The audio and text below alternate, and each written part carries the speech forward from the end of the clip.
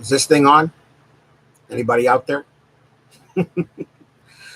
Good evening, everyone.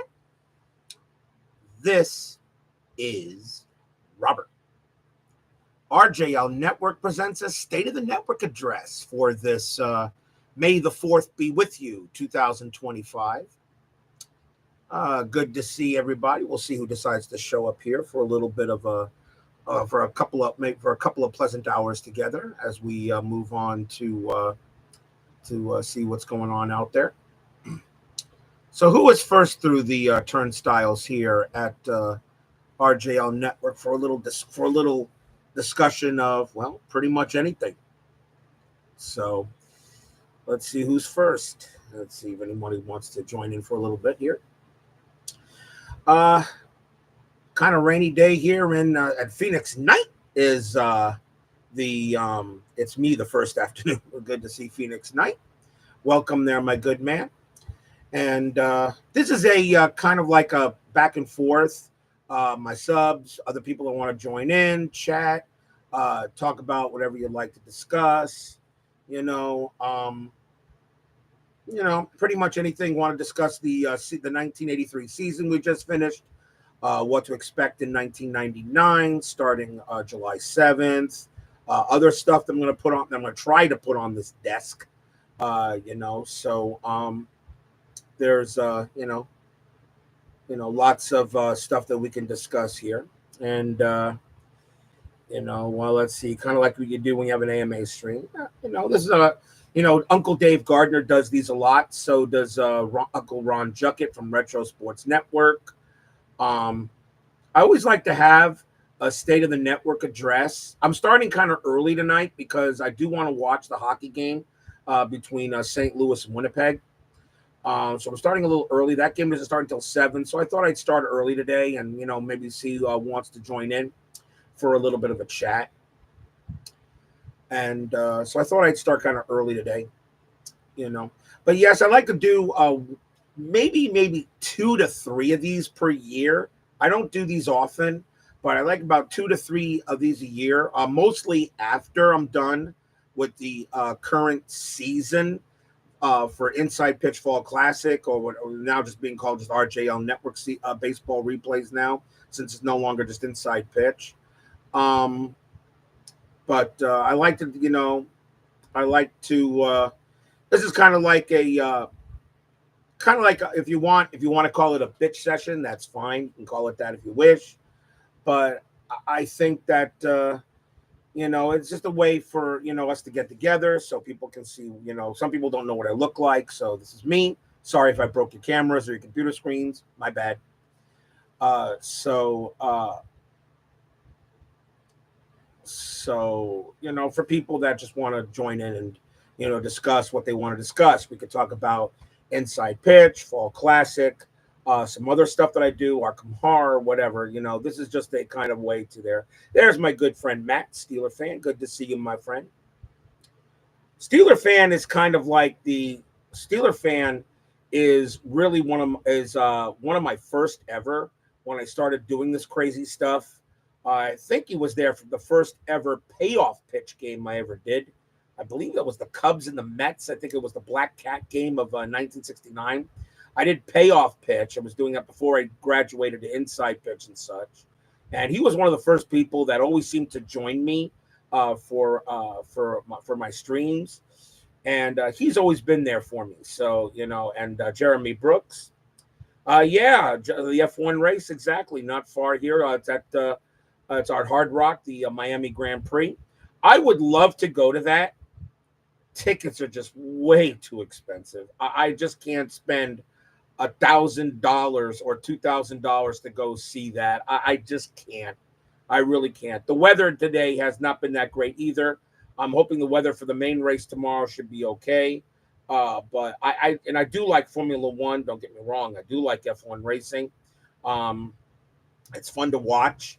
It's the twists and turns of a race. But it is very expensive. Jeremy, very expensive. I just can't go to a race. I can't spend $1,000 or $2, to go to an F1 race. I just can't, even though it's only one per year, but I just can't do it. But yeah, Steeler fan has been there all since the beginning, and he's also a good friend of mine. Of course, I also discuss things with him off site, and we see eye to eye on a lot of things. So he is a heck of a guy. All you guys are heck of a guys. What can I say? You're all awesome people that join me for this crazy stuff I do every 4 months. It takes about 4 months to do a baseball season the way I do it. So I hope you guys enjoyed 1983. That was a blast. Starting with Inside Pitch, then going into Fall Classic, and having Fall Classic join in. One of the reasons why I added Fall Classic to the repertoire is because I wanted some of the extra seasons to the past. So for Inside Pitch, only goes back as far as 1956, although Chris is working on maybe earlier seasons. And if 1934 or 1945 did come up as the season to be replayed instead of 99, he might have been able to do those seasons. I think he may have be able to do those seasons possibly. They're actually pretty easy. It's only every season he does now from 1955 and earlier, it's only 16 teams. He doesn't have to do thousands of players, so it shouldn't really take as long as him to maybe make those seasons for the past. But I know right now he's still working on Inside Pitch Advanced, so we'll probably see that maybe in several months, and we'll see what seasons come out for that. There's been a little change for FastScore of Brian Davis, no relation to Chris Davis, okay, who created FastScore, now has his own FastScore website. So for those of you who are waiting for the 2024 season for FastScore, it is out, but there is a new website he uses. Right now, it's only PayPal. He's trying to get credit card done. It is now in my comments, or I should say in the comment section below. So now for those of you who are waiting for FastScore 2024, it is out, okay? And I still keep in touch with him, and he has told me that now he has his own website. So now FastScore Baseball and FastScore Football, he also has, is now available for sale on that website. So check it out. For those of you who like the 10-minute ticker. So what do we think? What do we see? 1983. It was an interesting season. Neither one of the historical World Series teams got into the World Series. As a matter of fact, what was it? Two. Let's see who the Chicago White Sox did win the AL West. Historically, they won it in the replay. The Orioles didn't win theirs. Philadelphia didn't win the East. Atlanta did win the West. So interesting how the 83 season went. Let's see, Inside Pitch still plays beautifully. Chris Davis has changed a few of the rules, which not 100% on board with. So one of the reasons why I decided to change some of my own house rules. If anybody likes to ask about that, you can.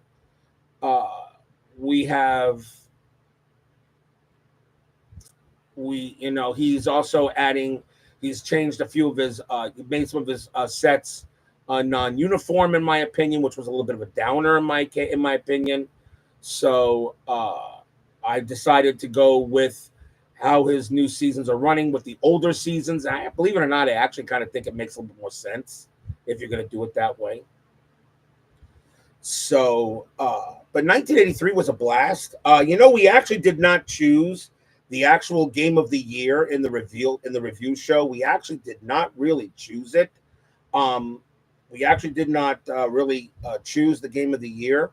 So after careful consideration, as much as the Kirk Gibson home run in the bottom of the ninth was ginormous for Fall Classic, and that was one of the best games of the season.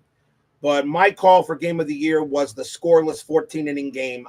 And the reason it was the first time I ever had a game, no runs all the way through 14 innings. It was Inside Pitch. So I know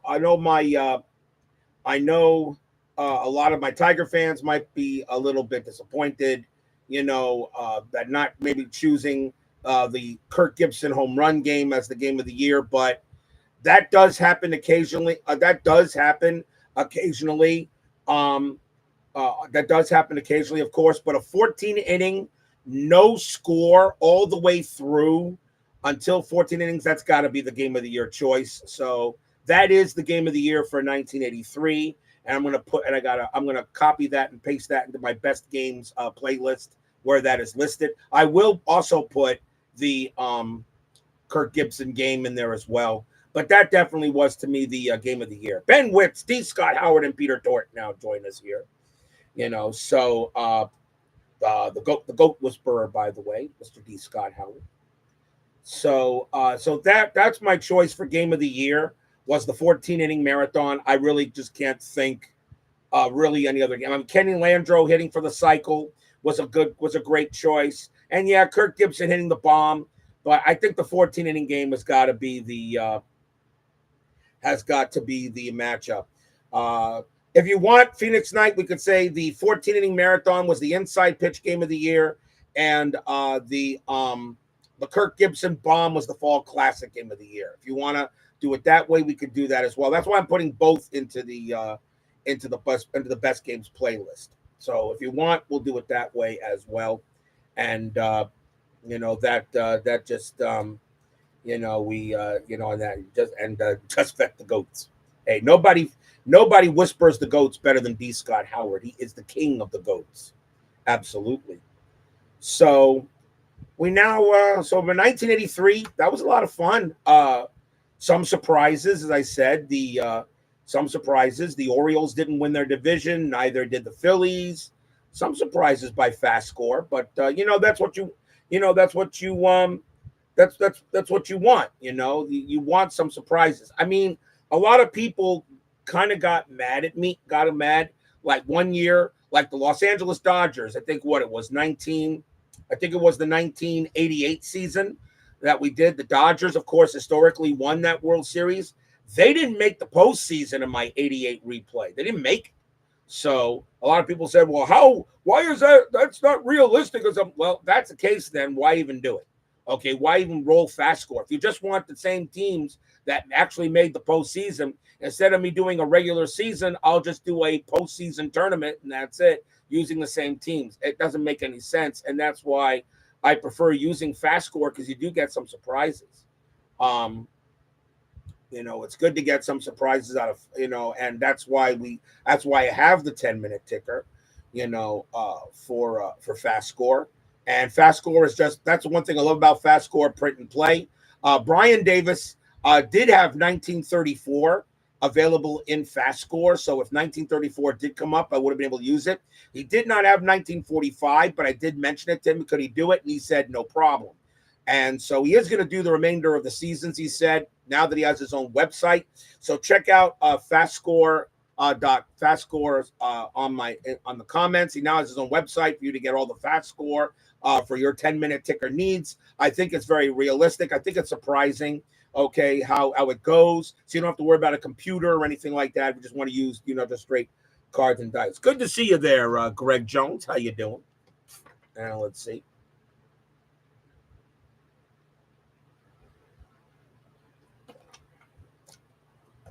Let's see. Could you elaborate on the version 4 rules you don't like? I do not like his. I'm not going to say. Let's say do not like. I don't want to say the word like. Me and Chris Davis have been collaborating with each other for a number of years since we've been doing Inside Pitch, on the channel. I don't want to say don't like. Disagree is a better word, I think. Disagree is a better word. So if I was to state what I do agree with was his new rare plays.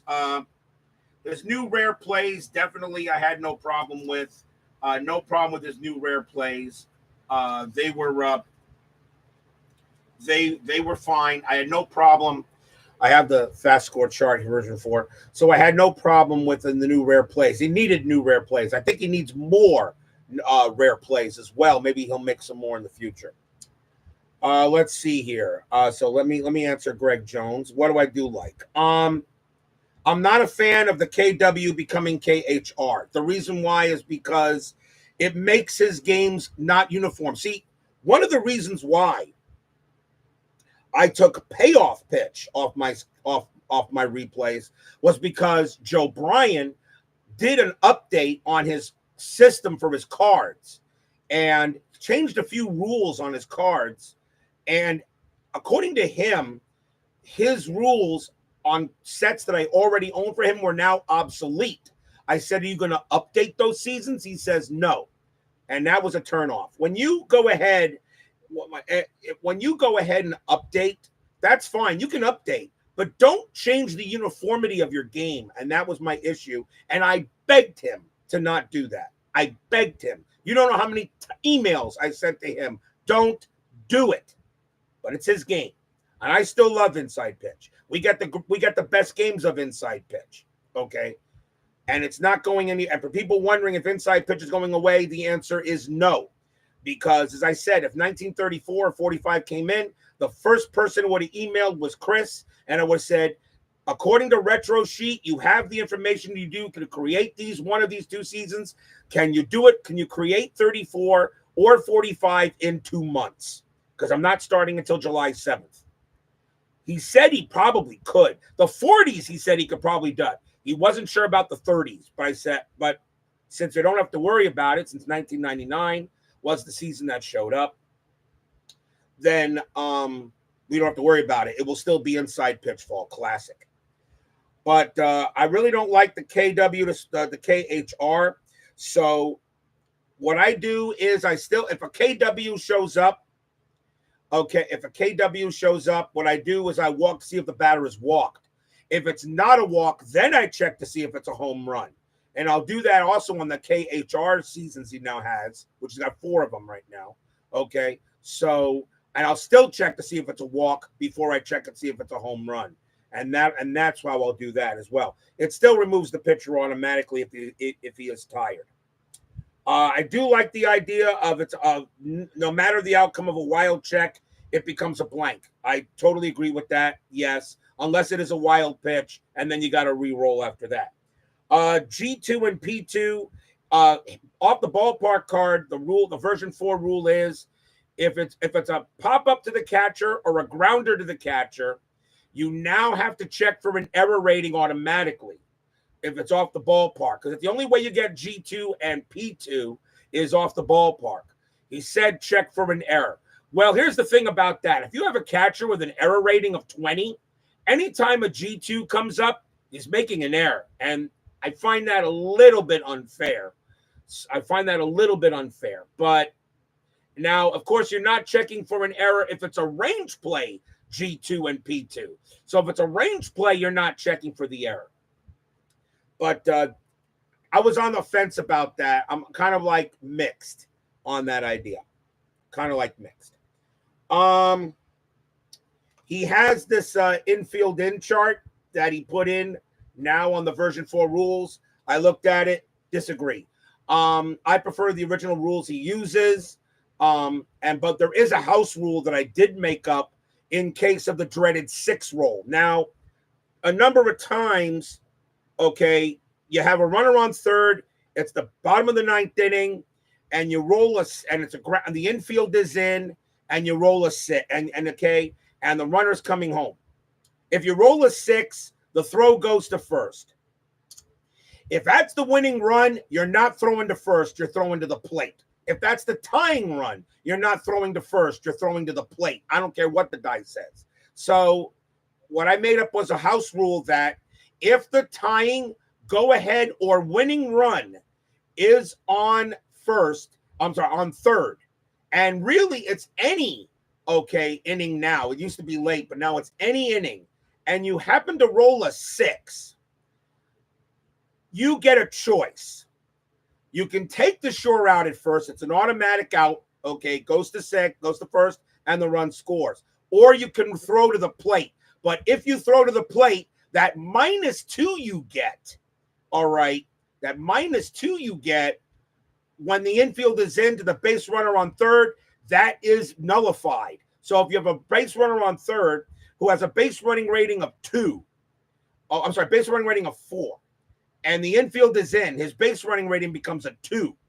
So let's say you roll for a grounder and you roll a 6. Well, okay, so you have a choice to take the sure out at first. It's normally it's automatically out at first, and the run scores. But let's say that's a tying run, the go-ahead run, or the winning run. So what you can then do instead is you go ahead and throw to the. You can still make your throw to the plate, but you do not get that -2. So then the base runner gets his full base running rating of a 4. So you're still trying to get him out. On a 5 or a 6, he would be out. Okay, a 1 to 4, he scores. I think that gives the player a little bit of a chance to make the correct throw. Because I'm sorry, if the infield is in and it's a slow rolling grounder and the winning run is coming in to score, you're throwing home. You're not going to first. You're making the play. You're making the play. And that's just how I see that. And that's the house rule I'm using. I'm really not a fan of the chart. I think the chart does not allow for much scoring, and I think the chart needs some adjustment. Okay, I look at this chart, and I just think it needs some more adjustment for outs and fielders' choices and that. So I disagree with this, and I'm not going to use it, even if it becomes a straight version 4. What else did I say? He went ahead now for the error ratings. I did like that he did make the bunts a little bit more easier to bunt, but he may need to tone that down a bit. He's got now, if you have a bunt rating of 0, you have a 1 to 10 chance of a 50% chance of automatically laying down a good bunt. I kind of liked it a little bit the way it was before, okay, because, for that, I think he raised everything one. I think he said he used the math. But the thing about Chris, he's using math for the year 1980.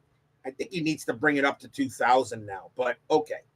So, but other than that, I have no issue with the bunt chart or the squeeze play chart as well. Now error question mark used to be a possible infield single. Okay, if you roll an error. Okay, it was not an automatic, it was not an error check, it was a speed check. He now made error question mark an error on a throw. Like I said, I think that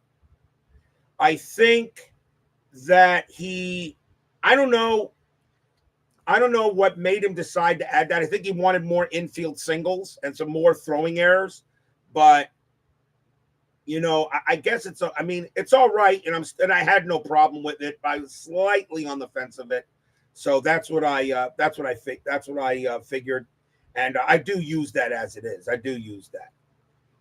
There weren't really that many version 4 changes, but then of course, there was the big one that I really, really didn't like at all. And on his newer seasons, they just released 2002, 2005, and 2024.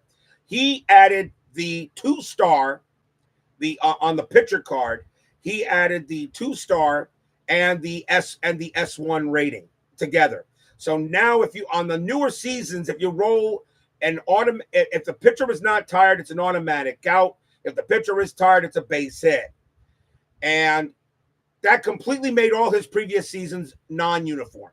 And I begged him not to do that. So I decided to say, forget it. If that's now how you're going to do it, I'm going to go back in time and fix that. So now, anytime I roll an S1 in a parentheses on a pitcher card and he's not tired, it's an automatic out. And although he said to me, he said, well, that kind of gives the pitcher an extra out he wasn't supposed to have. But then again, there are some pitchers that don't have automatic outs at all on their matrix. So that kind of gives the pitcher a better chance to get an automatic out. And it could be a rally killer. And we still have some high-scoring games even with that. So that is my house rule, that anytime an S1 comes up and he's not tired, it's an automatic out. I still roll on the automatic out matrix and follow suit. So that was something I really didn't like that he did. So I decided to follow my own to make things uniform. So now anytime an S1 in parentheses comes up on the pitcher card and he's not tired, it's an automatic out. And that's how it is. I know, I don't think he likes the way I'm doing it, but I'm saying, hey, like Baseball Demo says, play the game you want, the way you choose to play it. We all have our own house rules, right? There are certain things about every game that we have issues with. Even Fall Classic, Tony Porter and Fall Classic, he uses 31 on the pitcher card as an automatic range play. I agree. He uses any out X on the batter card with a runner on first as an automatic double play. I agree with that. Makes the batter hitting the more double plays. There are so many there are so many issues on that. Okay, yeah, Ben Witz, you go up to 11 on the strat roll. That's fine. Okay, you can go up to 11 on the strat. That's okay.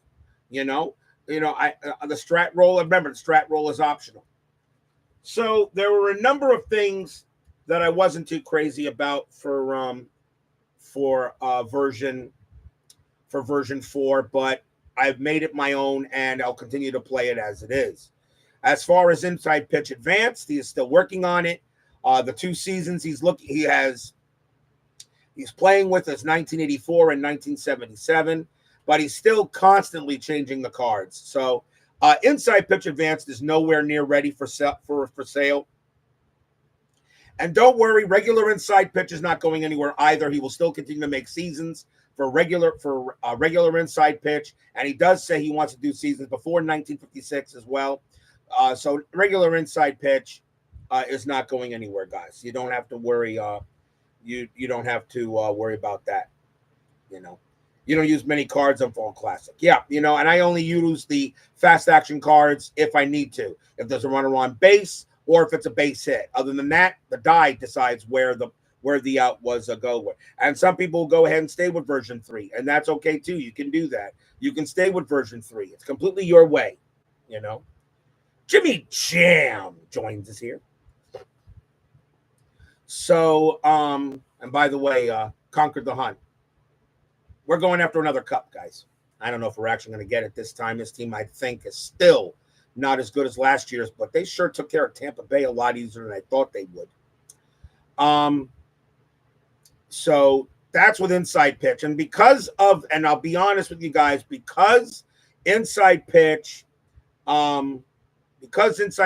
Chris Davis started really changing some of these things, I kind of fell out of favor a little bit. And that's why I decided to add Fall Classic to the mix. I do like Fall Classic's mechanics. Yeah, it's very Apple-like. That is true. But there are certain things that Fall Classic has that Apple doesn't have. And I'm going to work on something better with the pitcher grades for 1999.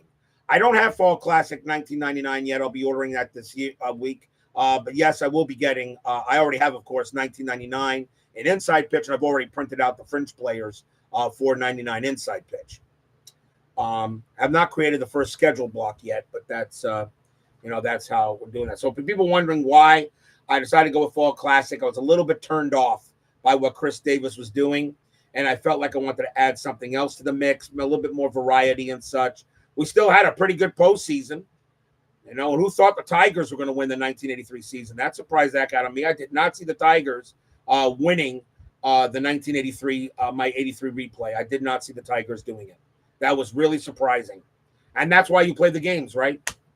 That's why you play the games.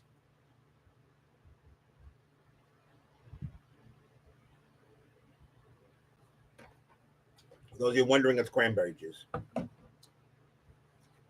So, so that's why you play the games. If you just want to play the winners and all that stuff, then okay, fine. Go ahead and do so. But, why? Just, play a full replay. That's why I like doing what I got here. Stars are tough. Yeah. I bet you that was a very long flight home for the Colorado Avalanche last night. I'm pretty sure that was a long flight home going back to Denver. You had a 2-0 lead in the third period, and all of a sudden Nico Rantanen just opened up a can of whoop ass on your team, on his former team, and wiped him out. And that's really just that was a long flight. I know that was a long flight home to Denver for the Avalanche. I know that was. Stars are going to have their hands full with no matter who they play, whether Winnipeg or St. Louis. I am expecting Winnipeg to win tonight, but Connor Hellebuck better be ready this time because he was horrible in Game 6. All right, that was the worst game I think that was the worst game I saw him play. So he was horrible. So he better be ready tonight. And I know the Blues got nothing to lose. Okay, you're the St. Louis Blues. You're the number 8 seed. You're trying to knock out the President's Trophy winner. Okay, if you're the St. Louis Blues, you got nothing to lose. Nothing to lose tonight. Whether you lose or not, it don't matter. You had a great season. They got nothing to lose. Do I watch playoff games all over? Oh, damn straight. Of course I do. Playoff hockey's the best, especially when the Panthers are in it. When the Panthers are in it, I love watching the other series. Absolutely. Exactly. They don't give ticker tape parades to the President's Cup. Hence, my Florida Panthers won the President's Trophy 3 years ago in 21 and 22. And yeah, we won a playoff series, but then we lost to the Lightning in the second round. And we believed that they couldn't win the cup that way. We couldn't win the cup that way. It's going all offense and no defense. It didn't work. Then Paul Maurice comes in, goes to a defensive-minded team. All right. And 22 and 23, we knocked out the President's Trophy winners, the Boston Bruins, only to lose to Vegas in the Stanley Cup final. But the Panthers were hurt. They were injured. Last year, I was so confident the Panthers are going to win the whole thing last year. I was very, very confident. The only series I was afraid of was the Bruins series last year because they are physical as we are. But after we beat Boston, I said we're going all the way. Sturkin was a concern. But the President's Trophy winners last year, the Rangers did not have offensive firepower.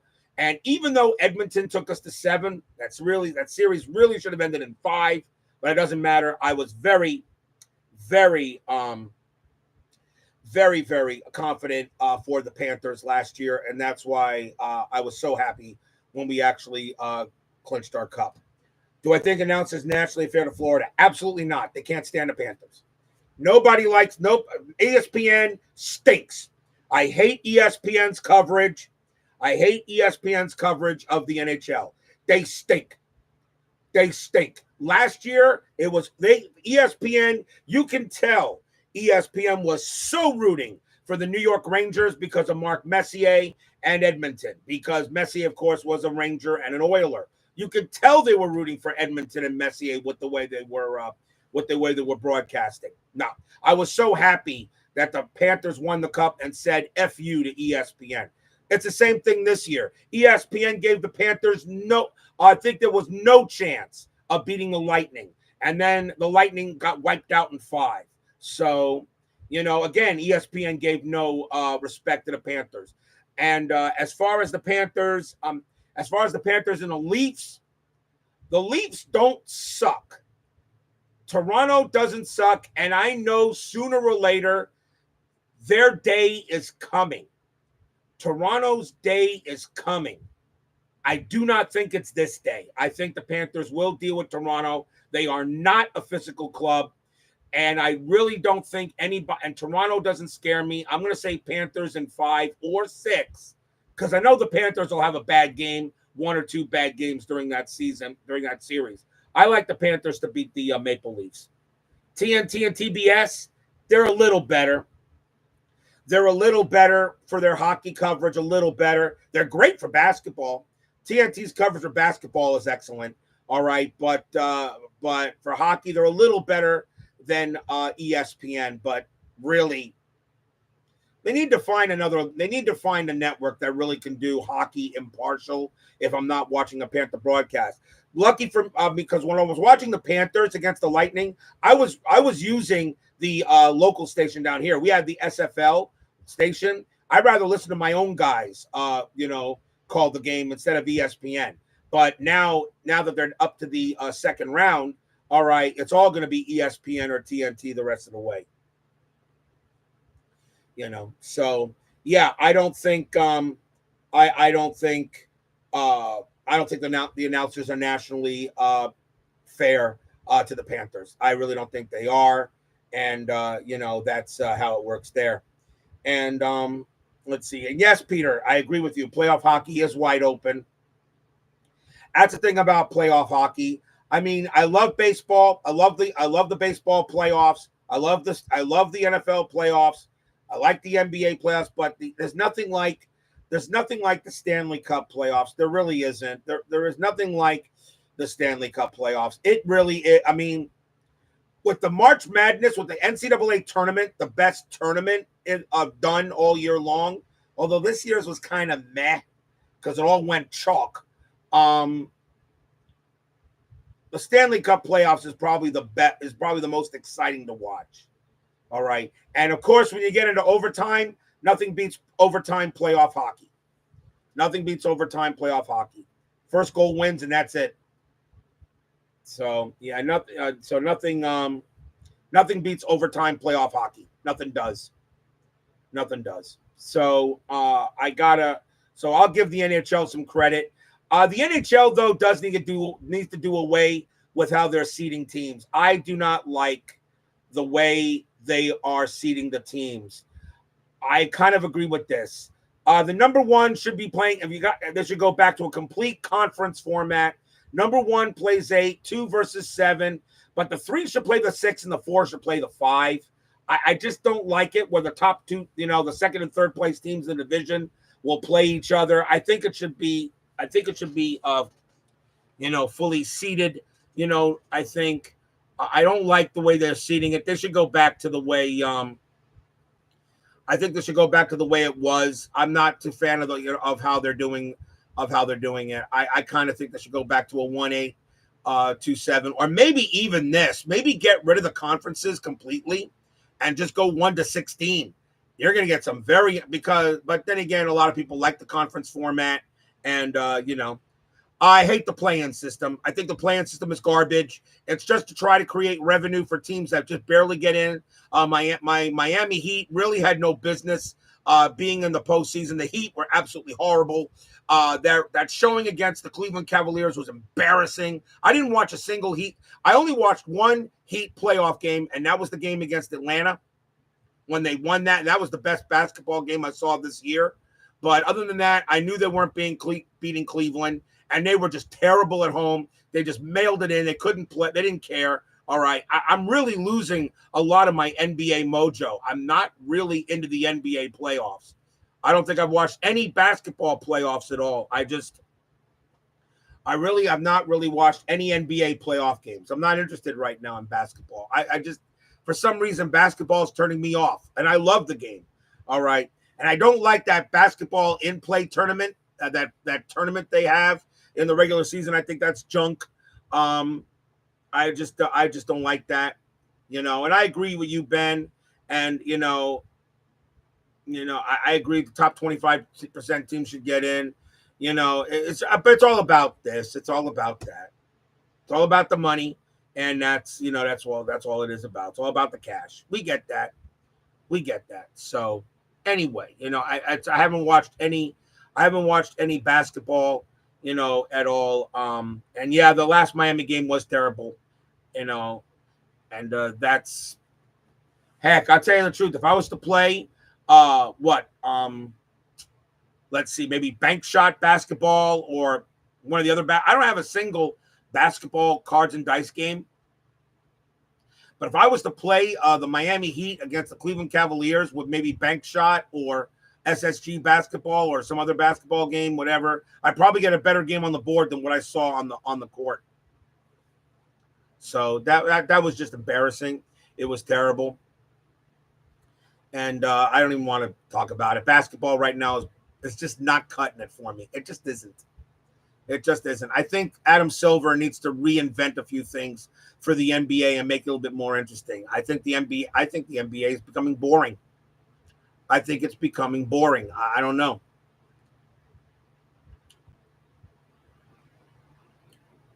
Right. It's either 3-pointers or driving empty lanes. That's the NBA is becoming a little boring. I mean, back in the 90s and even the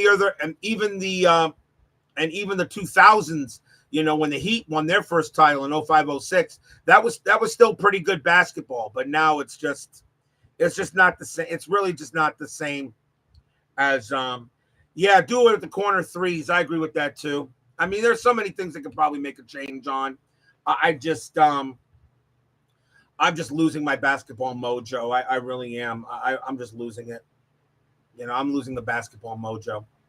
But hockey, I'm getting more and more into, and not just because the Panthers, are trying to become a dynasty down here. Which if they do make the Stanley Cup playoff, if they make the final and they win their second Stanley Cup, it becomes a dynasty. 3 straight finals in a row and 2 titles. That's a dynasty. So, that's a dynasty. So I'll and hockey is, I think so. Hockey is more fun. Hockey is so much more fun to watch. Hockey is more fun to watch anyway. And even if the Panthers get eliminated, I would still watch the rest of the way. So, but yeah, I mean, the NBA playoffs to me are I just think they're dying. I know a lot of people don't like modern day baseball. Don't really like a lot of modern day baseball right now. I still love baseball. It's still the same game. Yeah, there are a few changes to the rules, but it's still the same game. It's still pitch. Overall, I mean, some of the hey there, Sean. I like the Jets tonight, but Hellebuck better play a much better game than he did the last game. I do like the Jets at home. But I think that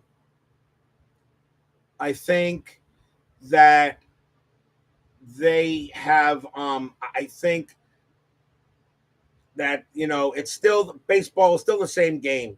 All right, it still is. It's still pitcher versus batter. It still is pitcher versus batter. That's not changed. A few rules have changed in here, but it's still pitcher versus batter. I'll tell you though, the umpiring really stinks. Really stinks though. Every umpire behind the plate can't call a ball or a strike the day of his life. I watched my Mets lose to the Cardinals today. That umpire behind the plate was terrible. He was terrible. So he was calling so many strikes that were way off the plate, and they were just terrible. And he literally cost the Mets a chance to win that game today. But either that's what it is. Get rid of the ghost runner. I know why the ghost runner was put in, because Major League Baseball does not want these 17, 18, 19 inning games during the regular season. And yes, I've been, the funny thing, what's funny, guys? We did the 1983 season. Okay. We went into extra innings a number of times. We did not use the ghost runner once. We never got to it. My rule in my baseball games, because I can't be playing 15 and 16 inning games on a school night. So my rule is the 10th inning, no ghost runner. Starting the 11th, I'll start using a ghost runner. But we never got there. All my games ended in the 10th. The only games that went extra innings were the playoff games, and we don't use the ghost runner in playoff games. So, I didn't use the ghost runner in playoff games. We never got to use a ghost runner in any of the regular season games that I did for 83. We'll see what 1999 brings. So let's see. How do ghost runners work? A base runner is put on the batter that was out the last inning gets placed on second base, and that's how it is. So now they have a runner starting at second base is what they do. I don't think they should start at second base. If you're going to put a ghost runner on, put him on at first. Don't put him on at second. Put him on at first.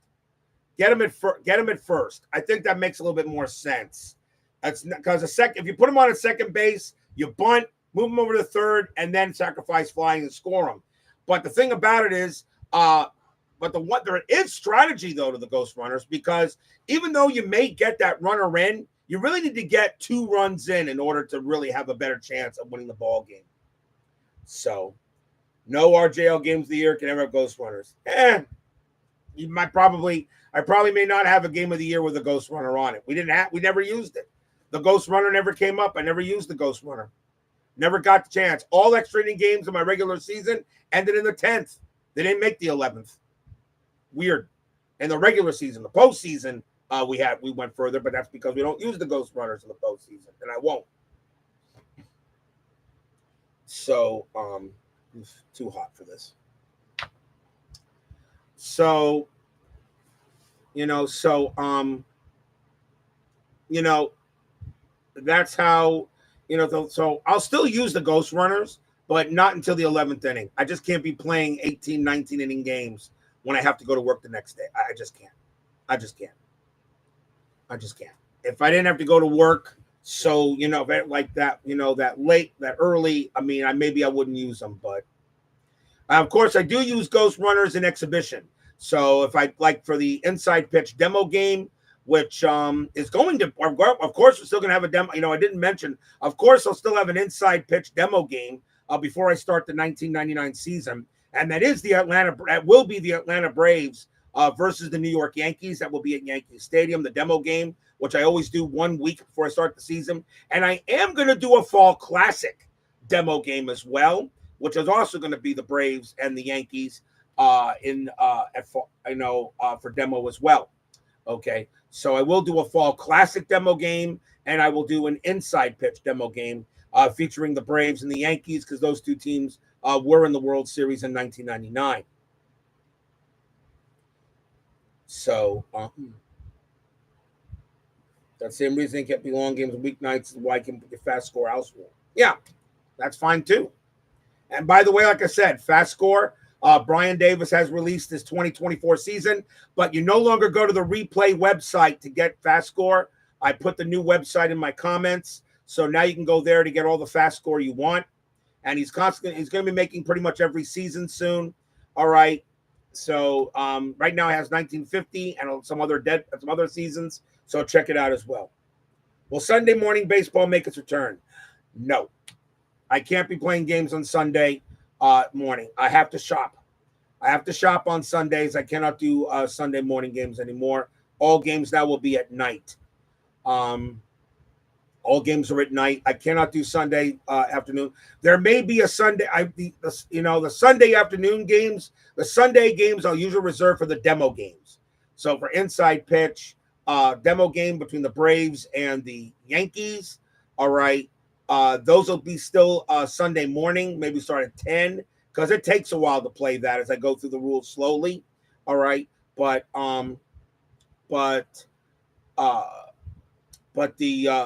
no, I'm not doing Sunday afternoon games. I just can't. I have to shop. So for my mom, I have to go do some shopping and get that all done. So no, that will not be returning. So we're going to have, I'm glad I'm now in the off season.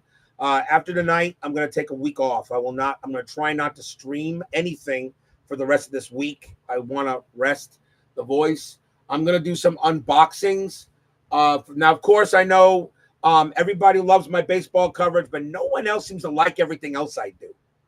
Now, I know a lot of you guys are not into wargaming. Hence, ID Jester is always constantly doing war games and, Marvel Champions, Arkham Horror, other games and such. Now, hockey I will do. I am going to do some Hockey Bones. I will do some Hockey Bones. I was hoping that Hockey Bones would have the 95-96 season available, but he's not getting to that until he's done with the 80s. So I really want to do 95-96 now that the Panthers actually won the Cup and do the season. They actually made it to the Cup the first time.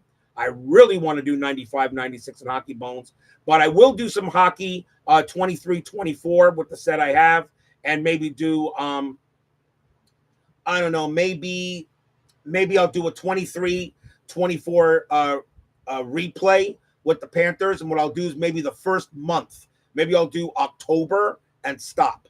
Maybe I'll do Hockey Bones October, for the last year's 23-24 Panthers, but just play the games in October. I don't know. We'll see what we do. We see. 95-96 is inside the crease, and I have it, but I prefer Hockey Bones over inside the crease. Chris Davis, I'm sorry, but I prefer Hockey Bones over inside the crease. Once you play Hockey Bones, I really can't go to any other game. I understand Uncle Dave Gardner says APA has some features that Hockey Bones doesn't have, but when you play Hockey Bones, I really get a sense of defense. When I played Stratomatic, that 7-game tournament, 7-game series between the Boston Bruins and the Panthers, I got no defense. I did not sense any defense at all in that when I played Stratomatic. When I played the Hockey Bones games, I definitely got a sense of defense, how tough it was to score on the Panthers. Okay.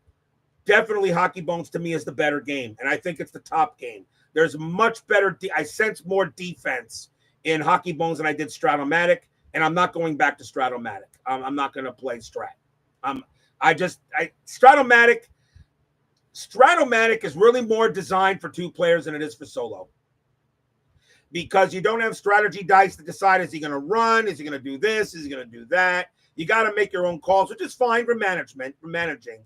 But when you're actually trying to play one team against another team, I think Strat really fits that, because you have to decide when to penetrate, when to not penetrate, when to pass, this, that. Nah, Hockey Bones takes care of all that for you. And so that's why I think Hockey Bones to me right now is the top hockey game you can play.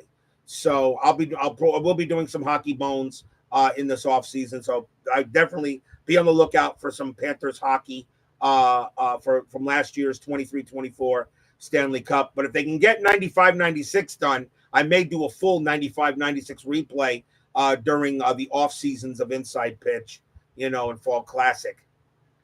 This next season, of course, will start July 7th. 1999 will probably last until late October, early November. And then, of course, the next season would start the first Monday in January of 2026. So I haven't decided yet when I don't think I can probably tell you what date that will be.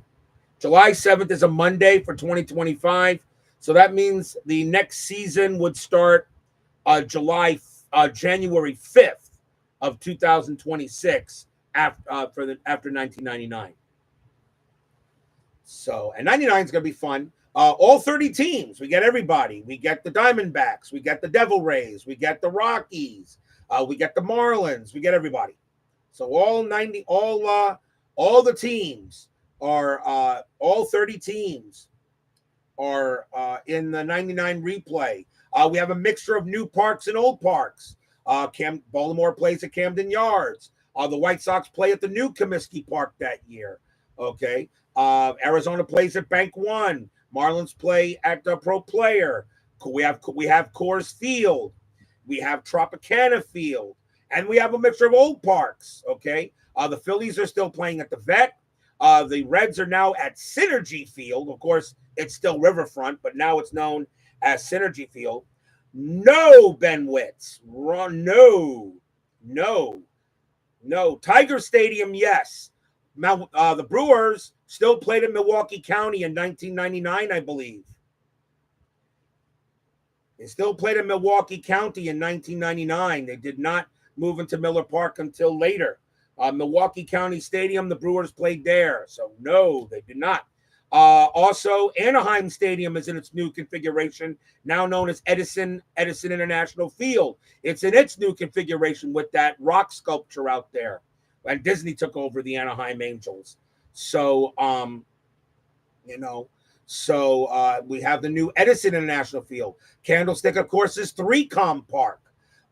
They're still playing at Three Rivers. They're still playing at the Vet. Still at Old Yankee Stadium. Toronto now plays in the Sky is playing in the Sky Dome. Royal Stadium is now Kauffman Stadium. So we have a mixture of course, now the Athletics play at Network Associates Coliseum, which is still Oakland Coliseum, but now Mount Davis is out there. Okay, for 1999, a mixture of old and new parks. Mixture of old and new parks. Besides Fenway, Wrigley, Yankee Stadium, and of course Shea, and yes, the Astrodome was still open. They were still playing at the Astrodome in '99. They're still playing in the Metro Barn and the King Barn. Yeah, I know, Steeler fan, but still, I didn't feel like I really wanted it. I understand, I said, but I'm sorry, Steeler fan. Gotta say, Hockey Bones, greater to me, better than Strat. It just is. It just is to me. I'm sorry there, Steele. I know you'll disagree, but I'm going to give Hockey Bones the nod on it. I get a sense more defense than I do in Strat. When I was playing Hockey Bones, I actually felt I was playing a hockey game. Stratomatic hockey just felt a little empty in some cases. I don't know. There was something missing from it. I think I got what I wanted from Hockey Bones. Plus, Hockey Bones, I don't have to refer to 1,000 charts. Hockey Bones, one chart, and that's it. Kind of, in a way, Hockey Bones is kind of like the inside pitch of hockey, in a way, because inside pitch only has one chart. So yeah, 1999, mixture of old, mixture of new. You know, that's going to be a fun series, fun season to do. We have three. We're in the 3 division alignment again. Top 2 teams in each division will make the postseason. Must have winning records. So instead of the top 3, now it's the top 2. The 3 division winners automatically get a bye in the division series. The number 6 seed will play the 6 seed will play the 5, and then the winner of that will play the 4, and the winner of that will play will play the number 1, and the 2 plays the 3. So you know, yes, JT Dutch. I think 99 is going to be a lot of fun. I'm looking forward to 99. It should be a blast. Like I said, a mixture of old and a new. When is the demo game for 99? Demo game will be the week before the start of the season. So if July 7th is the start, that means that June 29th will be the demo game for Inside Pitch. For Fall Classic, I may make it June 30th at night for Fall Classic. But Fall Classic really doesn't need a demo game. You know, I think about it, and Fall Classic really doesn't need a demo game. It really doesn't. It's really simplicity itself, because the dice pretty much tell you where to go.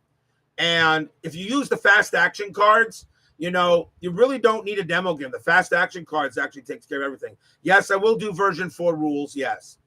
You know, because that's the rules he's doing now, even though I disagree with some of them, but I will be using them. All right. So, you know, and when is my Harold Baines career retrospective demo? There will be none, because I like Hall of Famers that really belong in the Hall of Fame. So, you know, so the demo game for Inside Pitch will be the week before, like I always do. And the demo game always officially begins the replay. I just don't have opening day until the week after. And the season review and reveal show officially closes the replay, like we had last night. So I went ahead and, of course, I made sure all games were added to the playlist for 1983, sorted them correctly. Now everybody can watch any game you want, as I now take a nice break. But as I was saying, you know, you guys, like I said, I know some of you guys are not into wargaming.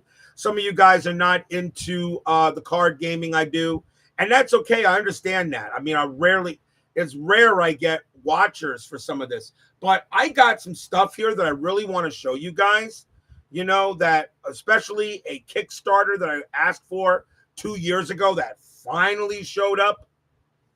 So, you know, I really want to show you guys. I'm going to do an unboxing of Company of Heroes, a complete unboxing of every box I have of it. So, you know, because some people were asking me about it. Some people are still waiting for it because of the tariff issue. All right. I shelled out a little extra money to get it now, and it was worth it. But what I'm talking about is like, let's see here. Let me pull. Let's see. You know, this thing here. I know a lot of you guys may not be interested in stuff like this. I get it. But I really want to do an unboxing of this stuff, because the miniatures and the maps and the rules are so beautiful. You should just look at them. You know, so I'm going to do a complete unboxing. Some of them I've not opened up yet, so some I will open up in the middle of that. But you know, I will do an unboxing of this. I want to do some more Arkham Horror. I still want to finish off my Dunnage campaign I was doing for Arkham Horror. I want to get some more Marvel Champions on the board. You know, maybe play some different heroes for once. I understand you guys aren't into that. I get it. I get it, and I'm not. Of course, I can't force you guys to watch any of the other garbage I like to do. An ID Jester. I mean, he has pretty much a different game on every night, and that's why he's so awesome, because he shows everybody everything, and people can make a decision if they want to buy the game or or not. So and and as far as video gaming, I am playing PGA Tour 2K25 on my PlayStation. I'm waiting for College Football 26. Yes, I will pick that up. I'm waiting for the new now. Even though I've lost a lot of my NASCAR mojo, they're releasing NASCAR 25 in October, which is utilizing the iRacing gaming engine, which was the gaming engine that was used by Papyrus for NASCAR 2002, 2003, all those years back. That was the best and easiest NASCAR game to use and most realistic. And I'm looking forward to playing NASCAR on the consoles. So that has my attention as well. So I don't do much video gaming. Of course, I'm not going to stream video games. I could probably do that. I could probably stream video games on my TV and show you. I'm sorry. There are some people that do that. I don't think that really is interesting. And the reason why is because all you're doing is just sitting back and watching somebody play a video game. And you're really not, part of the game. At least when we do cards and dice, and I ask you guys in the chat, what do you think? What should we do? And you feel like you're part of the game. I want to make you part of the game. That's one of the reasons why I do it the way I do. Okay. That's why I do it the way you do. That's why when I first started doing this crazy stuff, I wanted to ask people in the chat, what do you think? So, what do you think we should do here? Make a decision. Help me out if I can't make a decision, and we'll see how it goes. And that's fine. I want to get you guys involved. That's one of the reasons why, okay, I can get you guys involved. How about playing History Maker Tennis? Offline, I have been, yes, and I do like History Maker Tennis. It's still actually pretty fun. I did pick up Inside Volley from Chris, all right, only because I wanted to play my favorite player right now, Coco Gauff, who lives actually very close to me. She lives in Delray Beach, which is where I work. So, and I'm a big fan of hers, been a fan of hers ever since. She lost in the finals to Anya, but that's okay. She's my favorite player right now, and I just wanted to play a game of tennis utilizing her, and she's a blast. So she's fun to watch play tennis. So I do like tennis, women's tennis. I really don't like men's tennis that much. I don't. I prefer the women. I prefer Coco Gauff. I prefer Serena. I prefer Venus. I prefer Iga. I prefer Naomi. I prefer Chris Evert, Martina, Steffi, Monica. I prefer women's tennis over men's. Men's tennis to me is nothing but straight power. Women's tennis is actually serve and volley, and that's why I prefer and rallies. Yes, I prefer women's over men's. Men is serve, hit the net, return to the net, next serve, return to the net, serve, volley, in the net, done. Women's tennis, serve, volley, rally at the net, volley. Women's tennis just has more excitement and more play, and that's why I prefer women's tennis over men's tennis. I really do not care who wins men's tournaments. Female, yes, I do. So I do watch that. And golf, of course, I still like watching golf.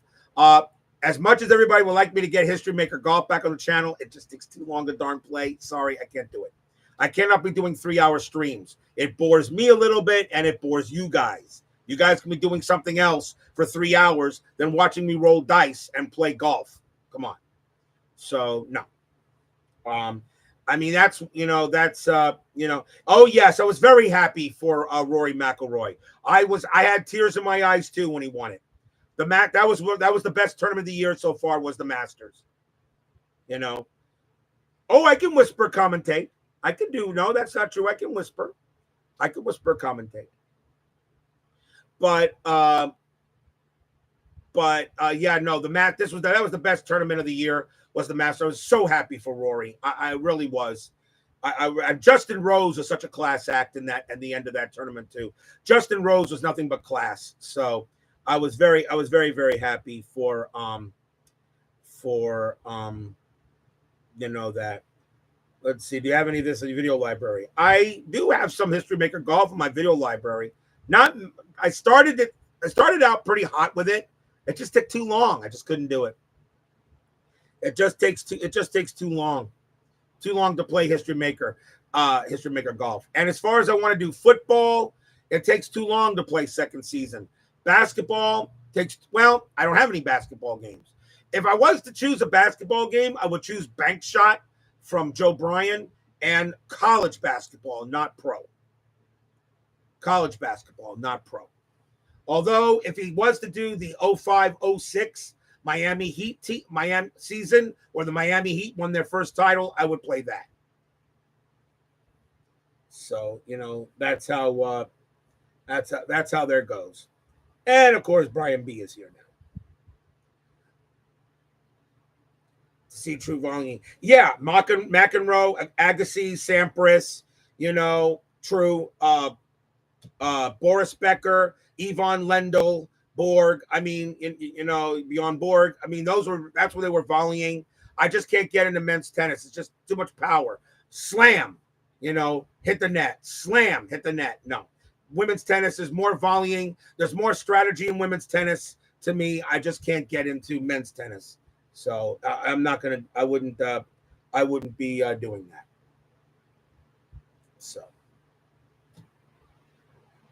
Yeah, Racket Tech has outpaced the game. It has. Totally much different game these days.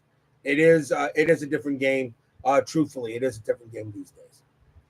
So yeah, I want to put some other stuff on the board, and I know on the desk, which is small as it is, I really wish I had a bigger desk because then I could really put some larger stuff on the desk, But because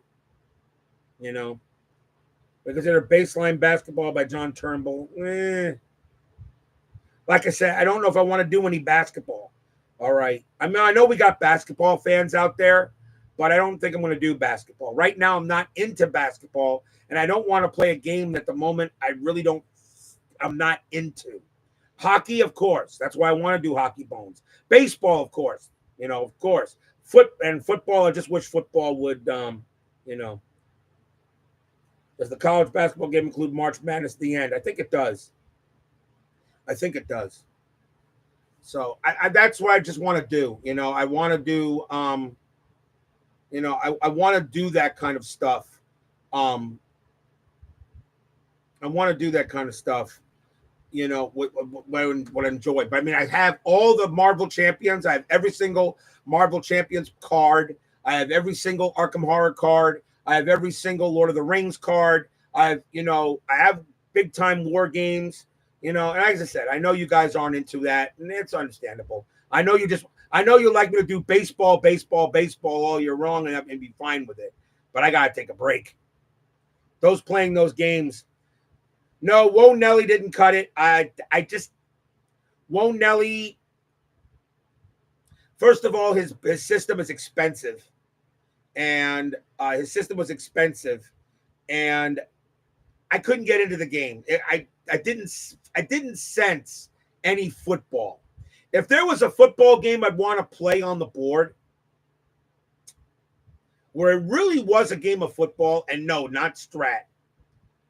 There was a football game that came out years ago that unfortunately is out of print, and it was called Pro Football Phantasm. They only did 2 seasons. 1989 and 1990, and then they didn't do any more. Pro Football Phantasm. Okay. This was a football game I actually played an entire season with. It's gone now. I can get a copy on eBay.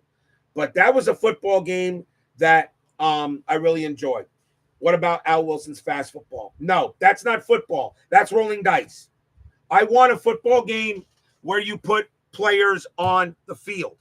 Okay, status pro baseball, status pro football. I like status pro football. I like because you have a player card for every player on the field. Okay, I want to put them on the field. I don't want to just roll dice and say, okay, football. No, that's not football. That's not football. Status pro football, yes, because you have a card for offensive line, defensive linemen, quarterbacks, wide receivers. You have a card for everybody. And I know you have APA football that does that, but APA is not putting them on a field. APA's just I know Uncle Dave Gardner right now swears by Uncle Dave swears by APA football, but you're not putting players on the field. You're just putting them, lining them up. Status pro football, you have to actually put them on a board. You have to put them on a board. So you have to move players. Pro Football Phantasm allowed you to do that. Pro Football Phantasm allowed you to go ahead and put players on a field and move them on a board. That's football. Okay, that is cards and dice football. I just don't think having cards, okay, so roll. This is what he does. Put him on a field. And that's why I can't get into that. You have to have him on a field. One thing I like about second season football. They're not on a field per se, but you actually do see them on the cards, quarterbacks, and that. Second season, I actually really do like a lot. I just can't play it because it just takes too long to put on the board. It just does. All right. I know they got second season express, but I like to play full games. Electric football. Wasn't that the best back in the day? Electric football. Wasn't that the best? Give the ball and the guy, instead of going he always turns around and goes into his own end zone. Yeah. Gotta love electric football. That was the best back in the day.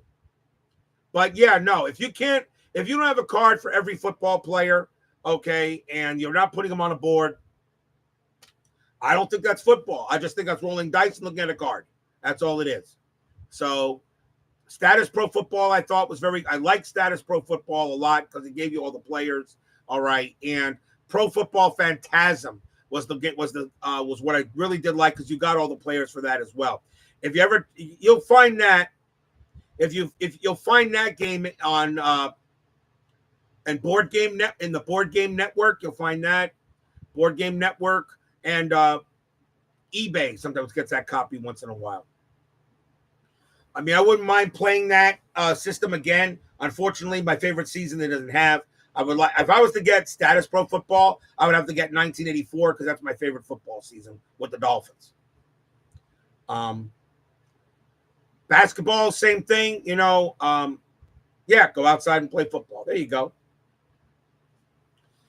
So I can't put that on the board. I really can't. It just doesn't make any. If you're going to play a football game, you should be playing football. Stratomatic does allow you to move players. I mean, Stratomatic, you have the defenders on the board. You do get the boards and you get the little counters, and you can move them in the forward like in the flat, look in, short pass, long pass. You can do that. That's fine. All right. But, and then you refer to the Stratomatic card. But even I think Stratomatic is still too abstract.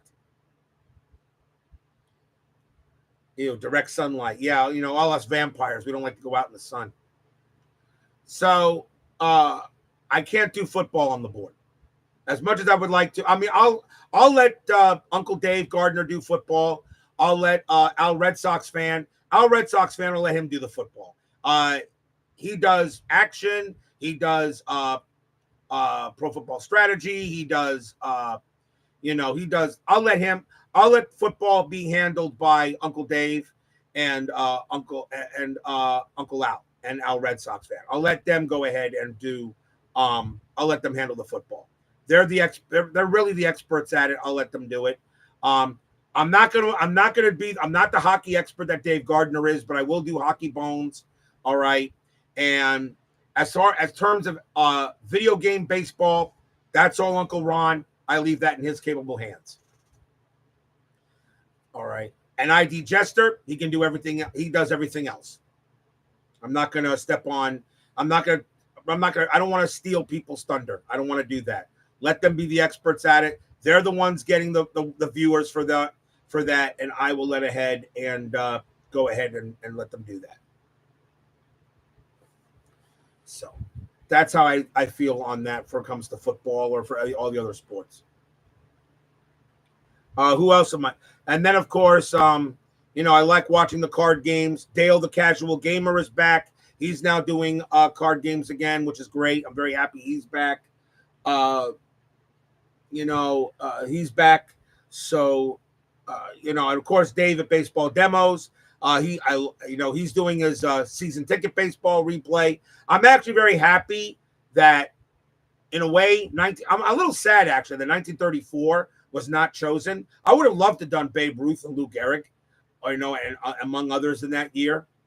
But I might have went season ticket, the route of season ticket baseball for that season. I'm glad I don't have to worry about that. Let David Baseball Demos, let him have the season ticket. Let him have the season ticket thunder. I'll let you, Dave, you handle the season ticket, and I'll keep that in your hands. And Doug Hunt finally shows up. You're only an hour and 15 minutes late there, Doug. I wonder what excuse you got this time. So, I just I feel that I feel how that well, I'm not done yet, Ben. I'm going to go another 40. We got another 45 minutes for another 45 minutes yet. I wanted to do 2 hours, and that was it. 2 hours is enough. 2 hours is enough. And let's see here. John Wise. John Wise says he likes war games. I mean, war games, war. As I said, war. I've been a World War II buff my entire life, pretty much. I got involved into reading about it when I was actually a kid. Studied it for many years. All the theaters. I prefer World War II. It's my favorite period of history. I do like the American Civil War. I do like the Napoleonic Wars. I like modern warfare, naval warfare specifically. I wanted to do Spruance Leader, but Spruance Leader needs an upgrade, an update. So I'm waiting for that to be done. Because I wanted to do that, put that on the board. I think I have enough room for that. But there's just so much, there's so much other to do besides, doing the baseball. And, at your granddaughter's birthday party. That's your excuse. You're at your granddaughter's birthday party, and all you can say is sorry. Man, you got to get your priorities straight, bro. Bruh, you got to get your priorities straight. Your granddaughter's birthday party over me. Man, you got to work on your priorities, man. You really do. Very disappointed in you, Doug. You may lose that wrench just because of that now. I'm doing a State of the Network address, and you're at your granddaughter's birthday party. Man, I should give you the block dragon for that. And Ben Woods beat me to it. Yep, even Steeler fans, totally unacceptable, man. Granddaughter's birthday party, and over me, RJL Network State of the Network address. I'm just, and that's no excuse. That's no excuse either there, Tim, late because you didn't hear the notification. Open your ears. That's no excuse either. Granddaughter's birthday party over me. Man. Disgusting. Making you sick with that Panthers gear. What's the matter? You're not what's the matter? What's the matter there, Cutter Historical? Are you afraid of the beatdown you guys are about to get? Because you're going to get the beatdown. Because your team does not match up well with the Panthers. You're going to get the beatdown. And I know you'll disagree with me. I'm expecting you to disagree with me because you're a Leafs fan. Okay. But you're going to get the beatdown because you're not physical as the Panthers are. I'm calling Panthers in 5 or 6. All right. Panthers in 5. Panthers in 5 or 6, Cutter. I'm sorry. I do not see you beating my team. And if you do, I'll say this, Cutter. If you do beat the Panthers, I hope you make it to the final. I hope you make it to the final. I do. I have nothing against the Leafs. That's the thing, Cutter. I don't have anything against the Maple Leafs. The Maple Leafs right now are the Chicago Cubs of the NHL. If the Toronto Maple Leafs win the Stanley Cup, Canada is absolutely going to explode. And I have no problem watching that. I have nothing against the Maple Leafs at all, Cutter. Nothing against them at all. If you beat the Panthers, I hope you win it all. I really do. I hope you win it all. I hope you win it all if you beat the Panthers. And if you do beat the Panthers, if you want to be the best, you got to beat the best. You beat the Panthers, I hope you go all the way. I really do. I have nothing against the Maple Leafs, nothing at all. Let them win it finally. Let them get that monkey off their back. Absolutely. And yeah, I think it would be awesome. I think it'd be awesome. And Tracy's Sharks and Avs fan. Well, I know that game last night didn't make you feel any better there, Tracy. With the Avs losing that game in Stars, 2-0 lead, and then all of a sudden the player you traded beats you back. That's just you can't make that. You can't make this stuff up. You just can't. Can't make this stuff up. But no, Cutter, if you happen to beat the Panthers, which I really don't see happening, okay, I hope you go all the way. I have nothing against the Leafs. Nothing against the Leafs at all. I don't think really there is any team in the East that can beat the Panthers right now the way they're playing. All right. I'm not afraid of the Leafs. I'm not afraid of the Capitals, although the Capitals will give us a tough matchup. I'm not afraid of the Carolina at all. There are only two teams now that the Avalanche were eliminated last night. That was one of the teams I didn't want to play. There are only two teams I don't want to play if we get to the Stanley Cup final: Vegas and Edmonton. The reason why Vegas is big, fast, and they're going to go and they give us a real serious headache in a Stanley Cup final. Edmonton, even though I still think the Panthers are better than the Oilers, but Edmonton remembers last year, and there's always there will be that revenge factor. I don't want to play Edmonton a second year in a row. Anybody else? I'm not afraid of Dallas. Not afraid of Dallas. And I'm not afraid of Winnipeg either. Not afraid of Winnipeg. And I'm not afraid of St. Louis. I'm not afraid of St. Louis. The Blues are the 8th seed for a reason, even though they got in, but they're the 8th seed for a reason. Winnipeg, they always seem to fold in the playoffs, which could happen tonight. And I'm not afraid of the Stars. The Stars got talent, but they don't have the depth that the Panthers have. The Panthers have the depth. Okay?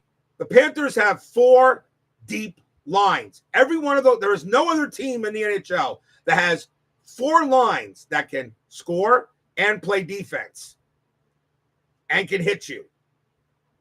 There is no other team. The Panthers are the deepest team in hockey. Every one of those lines is dangerous. The Barkov line, the Bennett line, the Marchand line, and even the Lundell line. Okay, and plus you have one of the best defensemen in hockey in Gustav Forsling. All right, who's one of the top 10 hockey players, top 10 defensemen in the league. All right, the Panther defense is still strong. Seth Jones finally showed up, okay, in the Lightning series. So the Panthers have the deepest lines of all the teams remaining. And that's why they're so good, because they have depth. There is no other team in the NHL that has that kind of depth. You got 1 or 2 lines, and then your 3rd or 4th line are okay. Every one of those, doesn't matter which line is on the ice. That line could score, and that line will hit you. So that's why I think the Panthers, they could win it again this year. I just don't know if they're hungry enough like they were last year. Now, I know they did beat the Lightning in 5 again. Last year, I know they were hungry. Definitely they were hungry last year. You were at Vegas. You got destroyed 9-3, okay, in the final game there, and you saw Vegas lift the cup in your face on their home ice. That made you very hungry. Last year, the Panthers, okay, satisfied that hunger by winning the cup on their ice over the Oilers. Now the Oilers have that hunger, watching another team hoist the cup in front of them. I don't know if the Oilers, though, will get past Vegas. Vegas is big. I think the Oilers, and the Kings, if you're a Kings fan, that was a very hard series to swallow. Game 4 was the reason why the Kings lost that series. You were up 3-1, and you couldn't get that big win in Edmonton. You would have been up 3-1, and you probably win that series. When they lost Game 4, I said the Kings are in trouble. So I know that was a very long ride home for the Kings from Edmonton, just like I know that was a long ride home for the Avalanche last night from Dallas. So I think the Panthers are the deepest. The question is, are they really hungry to win it again? I know a lot of people say, yes, we want to do it again. Yes, we want to do it again. Okay, fine. But I just wonder about the hunger. I know the hunger was there last year. I still don't know if it's really there this year. We'll see how they perform against Toronto, a team that Toronto really does not match up well with the Panthers. They do not. It is tougher to defend the championship than to fight one. That's true, Ben. It is much tougher to defend it. Very tough to defend the title because you have the bullseye on your back. But I feel that I just don't know if the hunger is there. We'll see if the hunger is there depending how they do against Toronto. If they take Toronto out in 4 or 5, then I'll say, okay, the hunger is still there and ready for the Eastern Cup for their their third straight Eastern Conference final. Okay. But if they have a hard time against Toronto and have to go to 7 games and win or lose, that will tell me if they really were if they were hungry. And remember also, they're also probably tired. You know, the one thing about playing for a Stanley Cup, you're playing all the way to June. The Stanley Cup playoffs take 2 months to play out. Start in mid-April, and they don't end until mid to late June. And then you only get 3 months of off-season, July, August, September, and then in October, you're back at it. You know, you're back at it again in October. So I don't know how fatigued this team really is either. Okay. Teams that right now ended their season in April, they're getting an extra 2 months to rest up and prepare for the lottery, you know, and prepare for the next NHL regular season.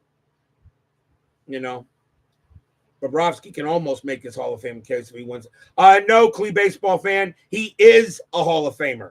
He's top 10 in the league, and he's top 10 in career wins. He's a Hall of Famer. He will be a first ballot Hall of Famer. He doesn't have to almost make his case. He already is. The Stanley Cup made his case for him last year. He's a Hall of Famer. He's in the top 10 in wins. He's going in the Hall of Fame. Bobrovsky, don't have to worry about that. He's a Hall of Famer. It's not an almost. He's going to be a first ballot Hall of Famer. Okay? I mean, he's above Tony Esposito. Come on. And he still has more years to go. He's going in the Hall of Fame. All right. Paul Maurice is a Hall of Famer. He's number 3 in coaching wins. He has a lot of losses too, but that's what happens. But that's what happens when you coach over almost 30 years. So yeah, no. Paul Maurice is a Hall of Famer, and so is Bobrovsky. And I think Sasha Barkov is a Hall of Famer. Sasha Barkov's the best two-way forward in the game. Does anybody have an issue with that statement? Sasha Barkov is the best two-way forward in the game. No, Steeler fan, not like Harold Baines. Not like Harold Baines. Sorry. Sasha Barkov is the best two-way forward in hockey. Sam Reinhart's the top 10 player in hockey. Gustav Forsling is a top 10 defenseman in hockey. Now, of course, you want to talk about the best players. So like what? Connor McJesus from Edmonton, or Leon Draisaitl, who led the league in goals this year. Leon Draisaitl. And amazing how I said that the Oilers would not win anything while Stuart Skinner, was in goal. Stuart Skinner, and Ovechkin is one of the greatest of all time. But but Stuart Skinner, I said to all Edmonton fans, as long as you got Skinner in goal, you're not gonna win anything. Now you put Pickard in goal, and now you won 4 straight against the Kings. Picker gives the Oilers a better chance to win because Skinner was not good, and Skinner was one of the reasons why Edmonton lost that cup last year, because he couldn't take care of a softie that was shot by Reinhart. I was shocked that went in the goal. I was shocked when Reinhart made the last goal of the season. At that went by, I was actually shocked that wasn't saved. That should have been a save. Igor Shesterkin would make that save. Jeremy Swayman would make that save. Vasilevsky would make that save. But not Stuart Skinner. Sorry, Skinner is not good. Not good. And that's why I wasn't afraid of Edmonton. This year, I'm a little bit more concerned with Edmonton because of the revenge factor. And Connor McDavid will get his cup. I just don't know if it's going to be with Edmonton yet. He will get his cup, but I don't know if it's going to be with Edmonton. He will get a cup. 100% sure he'll get a cup. But Panthers right now, to me, they're still right. Hey, you know what? The Panthers are still the best team in hockey because, well, they're still the reigning cup champs. You want to be the best, you got to beat the best. So let's see if the Maple Leafs can do it, although I really don't see that happening. I really don't think Toronto matches up with Florida very well. Washington matches with Florida a little better, I think. All right, and I'm not afraid of Carolina at all. Carolina, New Jersey gave Carolina a bit of a headache, and Montreal, even though Montreal, young team, really didn't have anything for Washington. Let's see how Washington does with Carolina. Those two teams are going to beat each other up, and we'll see if the President's Trophy curse continues. If St. Louis knocks out Winnipeg.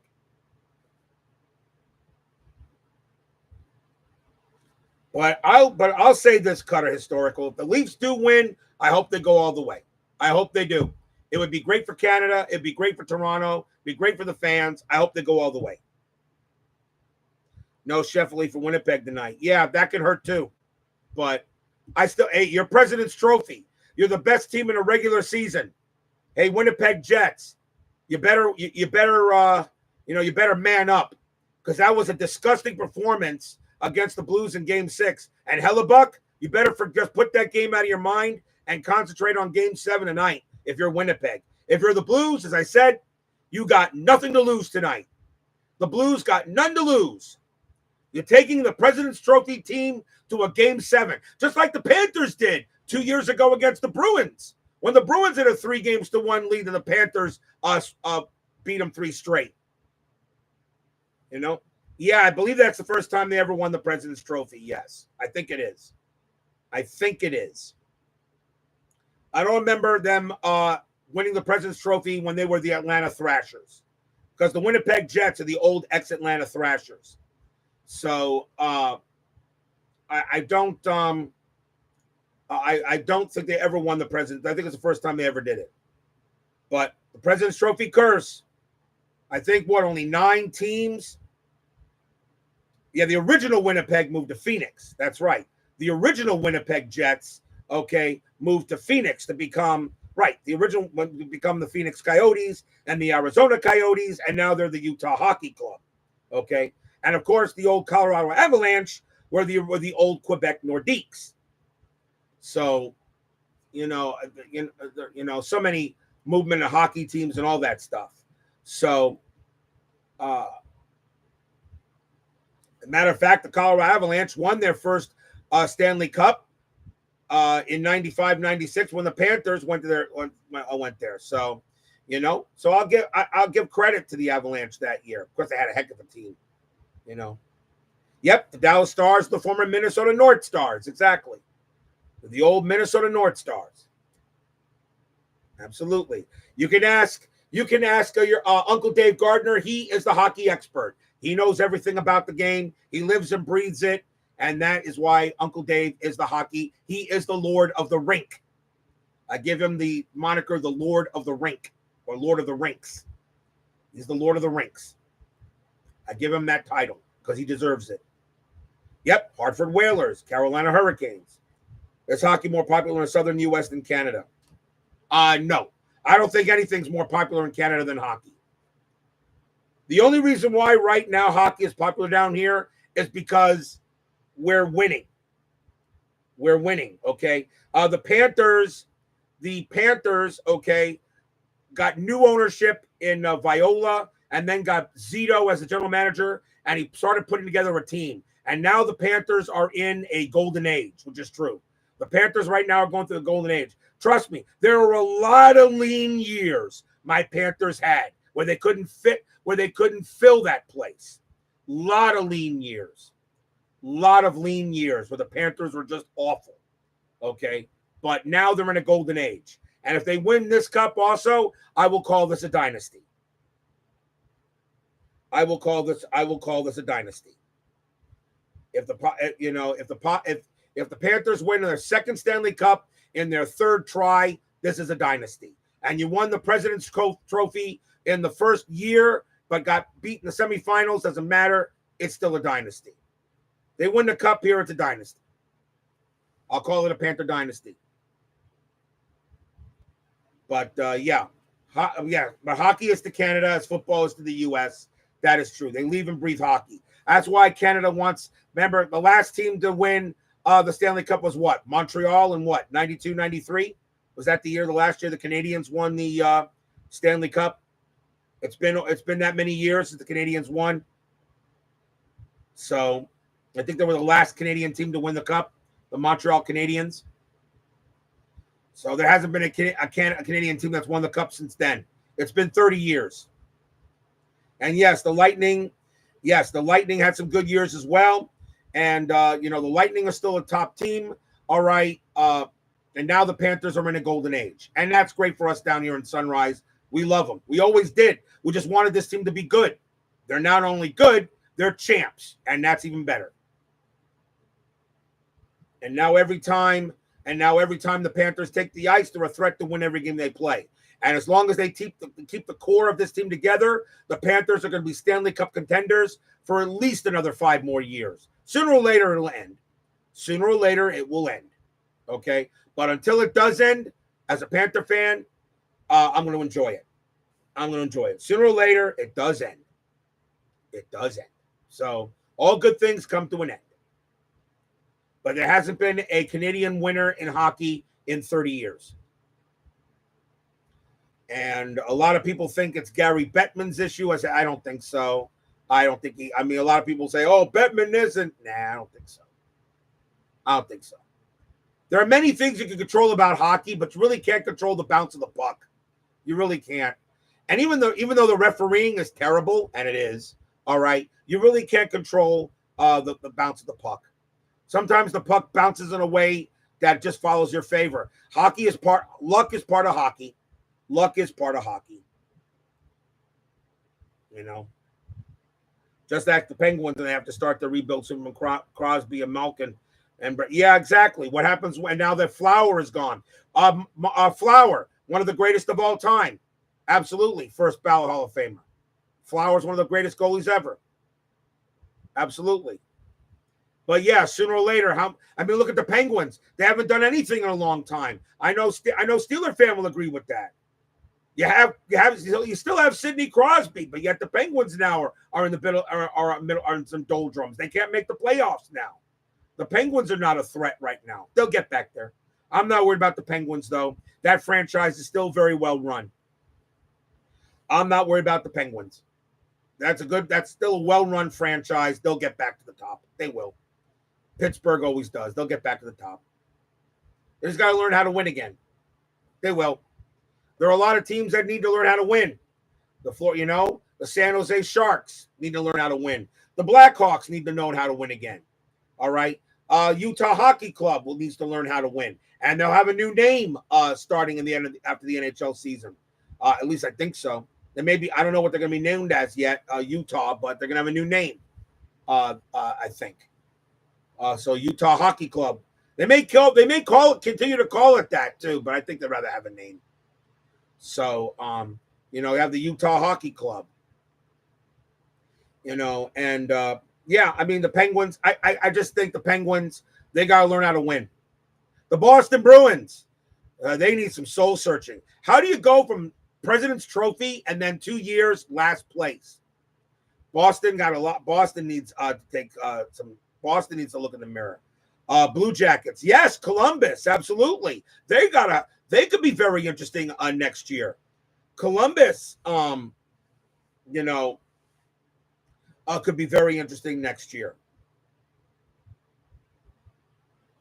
Yeah, you got like 15 picks. So, as I said, I'm not worried about the Penguins.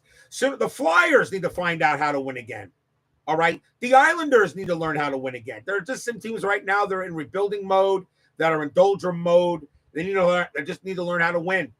Vancouver, Vancouver, needs to learn how to win again. Vancouver, Calgary, Detroit. The Red Wings collapsed a little bit. I thought Detroit was going to make the postseason.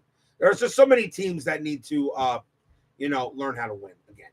And now you got teams that now that you learn how to win, now you keep on winning. The Panthers figured that out. Vegas figured that out. Now we'll see if somebody else this year knows how to figure that out.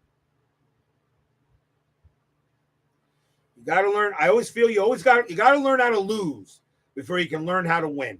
The Panthers did that, and now they know how to win.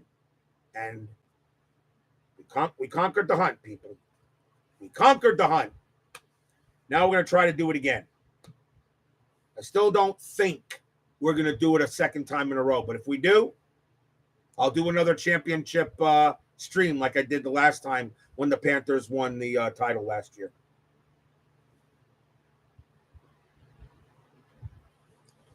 So you got to learn how to lose before you can learn how to win.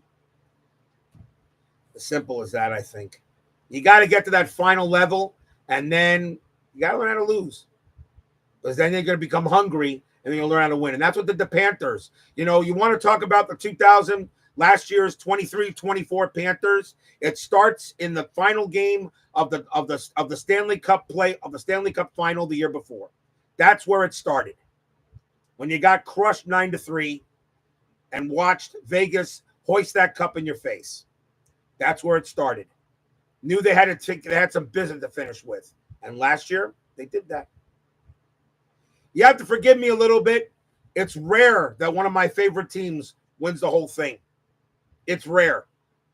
My Heat haven't done it since 2012 and 13. My Mets haven't done it since 1986. My Marlins haven't done it since 03. And my Dolphins haven't won it. Well, they haven't done it since 73, but I didn't know what football was. I was 4 years old. So my Dolphins haven't done it since I've known football in my life. So, and I don't see my Dolphins doing it. I don't see the Heat doing it. I don't see the Marlins doing it. I do see the Mets doing it. They got a good chance this year, the way things are going right now. All right. I do see the Mets doing it. And I do see the Panthers again doing it. Yep, Ottawa Senators. I was rooting for Ottawa I wanted Ottawa to beat Toronto, not because I had anything against Toronto, but because I wanted to see the Tkachuk versus Tkachuk. I wanted to see that. But Toronto was still the better team, as they should be. And Ottawa should not be ashamed of the year they had, and they're going to be better next year. They're going to be better next year. I wouldn't be surprised if Ottawa winds up in second or third in the division. I wouldn't surprise me next year. Lions. Yeah, Detroit Lions. Got to learn how to lose so you can learn how to win. Detroit Lions. That's another team that needs a Super Bowl.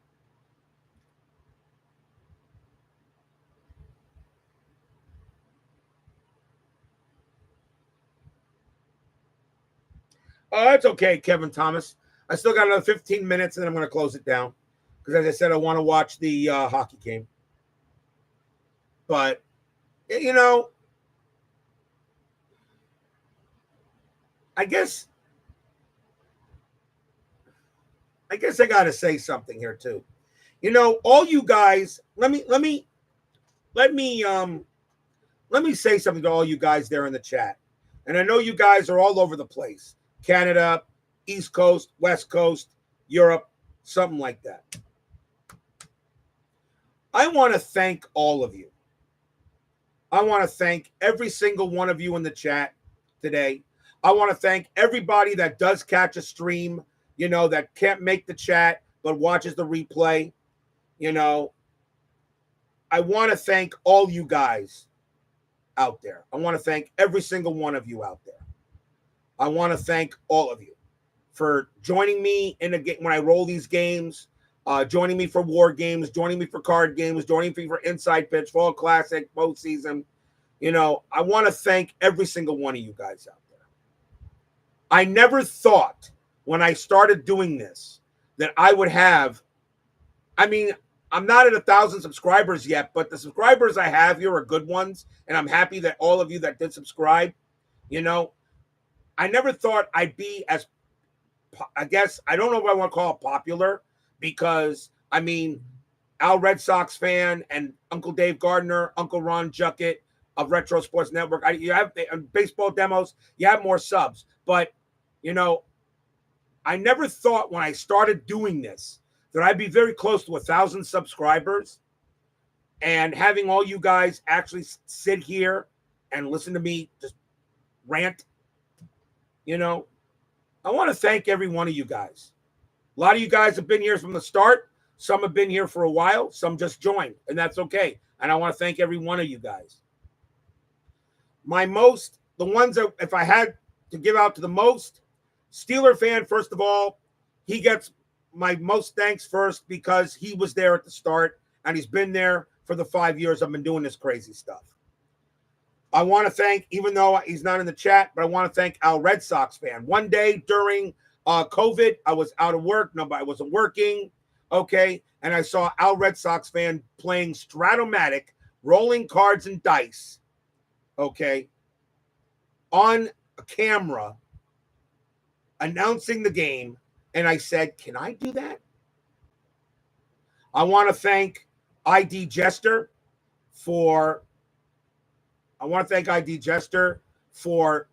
his reviews of the games and his rants, for making me choose payoff pitch as my first, then inside pitch later. I want to thank Baseball Demos for also him, because he was an inspiration for me to also want to do inside pitch, because I felt inside pitch actually had, more that he was, does all he does. I want to thank, I know I haven't seen him much, but I want to thank Earl from Tenacious Sports, because I watched him doing the History Maker Golf, and I still catch his channel from time to time, even though he's not in the chat, but I want to thank him as well.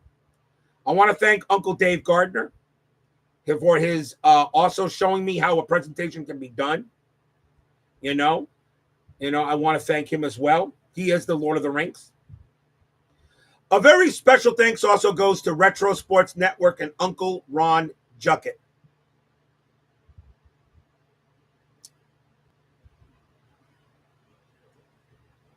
If there is a true inspiration of someone who's had major challenges throughout his life and takes those challenges and makes them a strength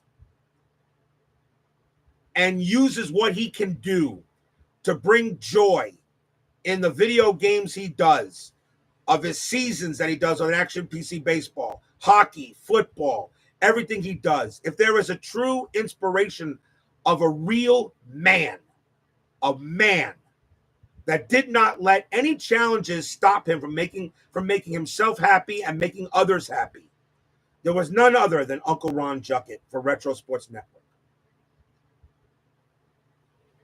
Maybe one day I would like to take a trip. I wanted to take a trip to Boston last year and maybe this year, but I couldn't do it. But I want to make a trip to Boston, and I want to get together with Dave Gardner, Al Red Sox fan, and Ron Juckett. I think he lives in another state, but I don't care. I want to get together with him. And Uncle Ron Juckett, I want to shake that man's hand, and I want to give him a hug. There is just something about that man that just can bring tears to your eyes. And that man is just so special. And sometimes I know he heard, and sometimes he gets disrespect what he does. And for all of you that do disrespect him, karma will get you one day. But that aside, Uncle Ron Juckett, I know he's not in the chat, but hopefully maybe somebody can, push this stream to him. And I want to say to you, you are definitely an absolute true inspiration for what you do. You bring a lot of knowledge to the sport of baseball or to all the sports you do. And how you're able to do it the way you do it, I don't think I could do it. I just don't. He has a loving wife. He has a loving cat. He also has a fluffy cat, like Baseball Demos does. He also has a fluffy cat. All right. He does have a fluffy cat. And there's just something about Uncle Ron Juckett that just shows you what a person can do besides the hand he's dealt. And he took that hand, and that hand was nothing. And he turned it, in my opinion, into a royal flush. Uncle Ron Juckett, true inspiration. And I thank you for what you do for this hobby. I want to go back to ID Jester too. I know he's not in the chat right now, but ID Jester, I'll say this to you also. It was a great honor to meet you at that baseball game a couple of years ago. First time I ever met anybody that we actually do this chat. He and I disagree on some things once in a while, but ID Jester knows his stuff. He knows his work. He knows what he's doing. And I'll give a shout out to ID Jester for actually taking the time to break bread with me and meet me at a game where I shook the man's hand, met his lovely wife, and another heck of a guy. I couldn't be more honored, and I hope to meet him again soon. Al, Red Sox fan, I call you the king of the hill for a reason, because you're one of the main inspirations that got me into this. I don't see your streams as much because when you stream, it's a little bit late for me, but you're still one of the best there, Al. Even though, you're still one of the best there. Your knowledge is exemplary as well. And you do everything. And besides,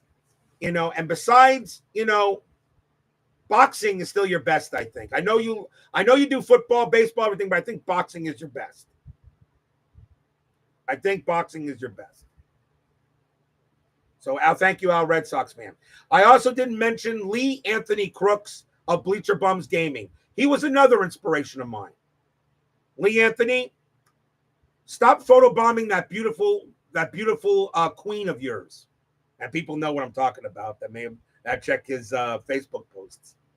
But Lee Anthony Crooks, that man created Glory Days boxing. That man created Glory Days football.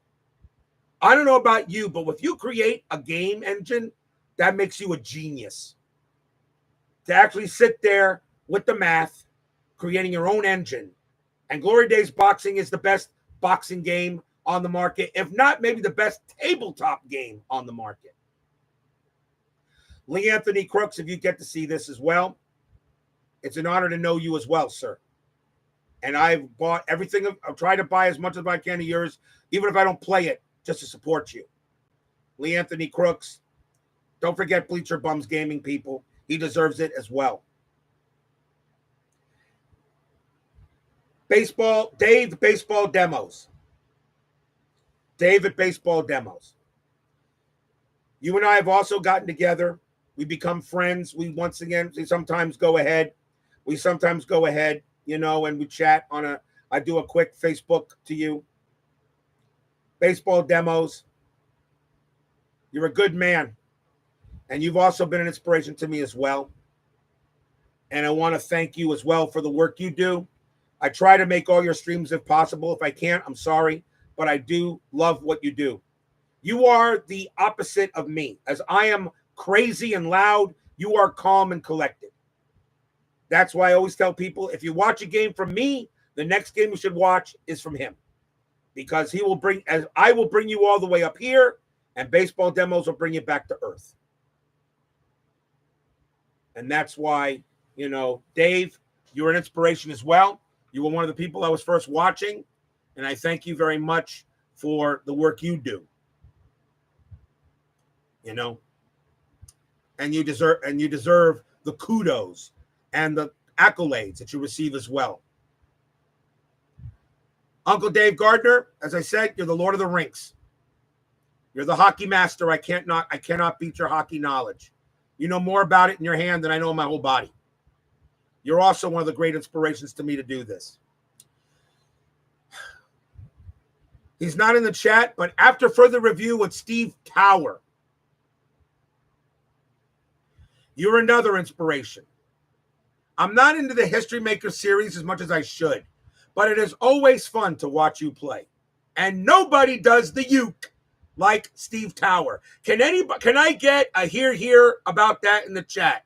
There is nobody that does the uke like Steve Tower. I'm pretty sure nobody will object to that. Am I 100% right? Nobody does the uke like Steve Tower. He knows this stuff too. He's the History Maker expert.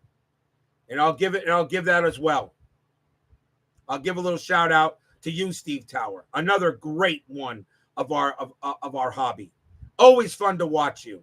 And yeah, I hate to say this, but it's also fun when your New England teams just don't seem to cut the mustard in second season or History Maker baseball. I'm sorry, bro. They're fun though. They're fun, but you are so much fun to watch, Steve Tower. You really are. You're so much fun to watch. There are a couple of people that are not in the chat, but they also deal with Philip Reynolds. Thank you very much for the person that you are, Philip Reynolds. You're a heck of a man, and I may not believe in everything you believe in, but I know God loves you. And Brian Patterson, I also talked with him on another occasion. He doesn't care to make the chat, but I want to wish him the best as well. I want to wish every one of you guys in the chat a thank you. All of you.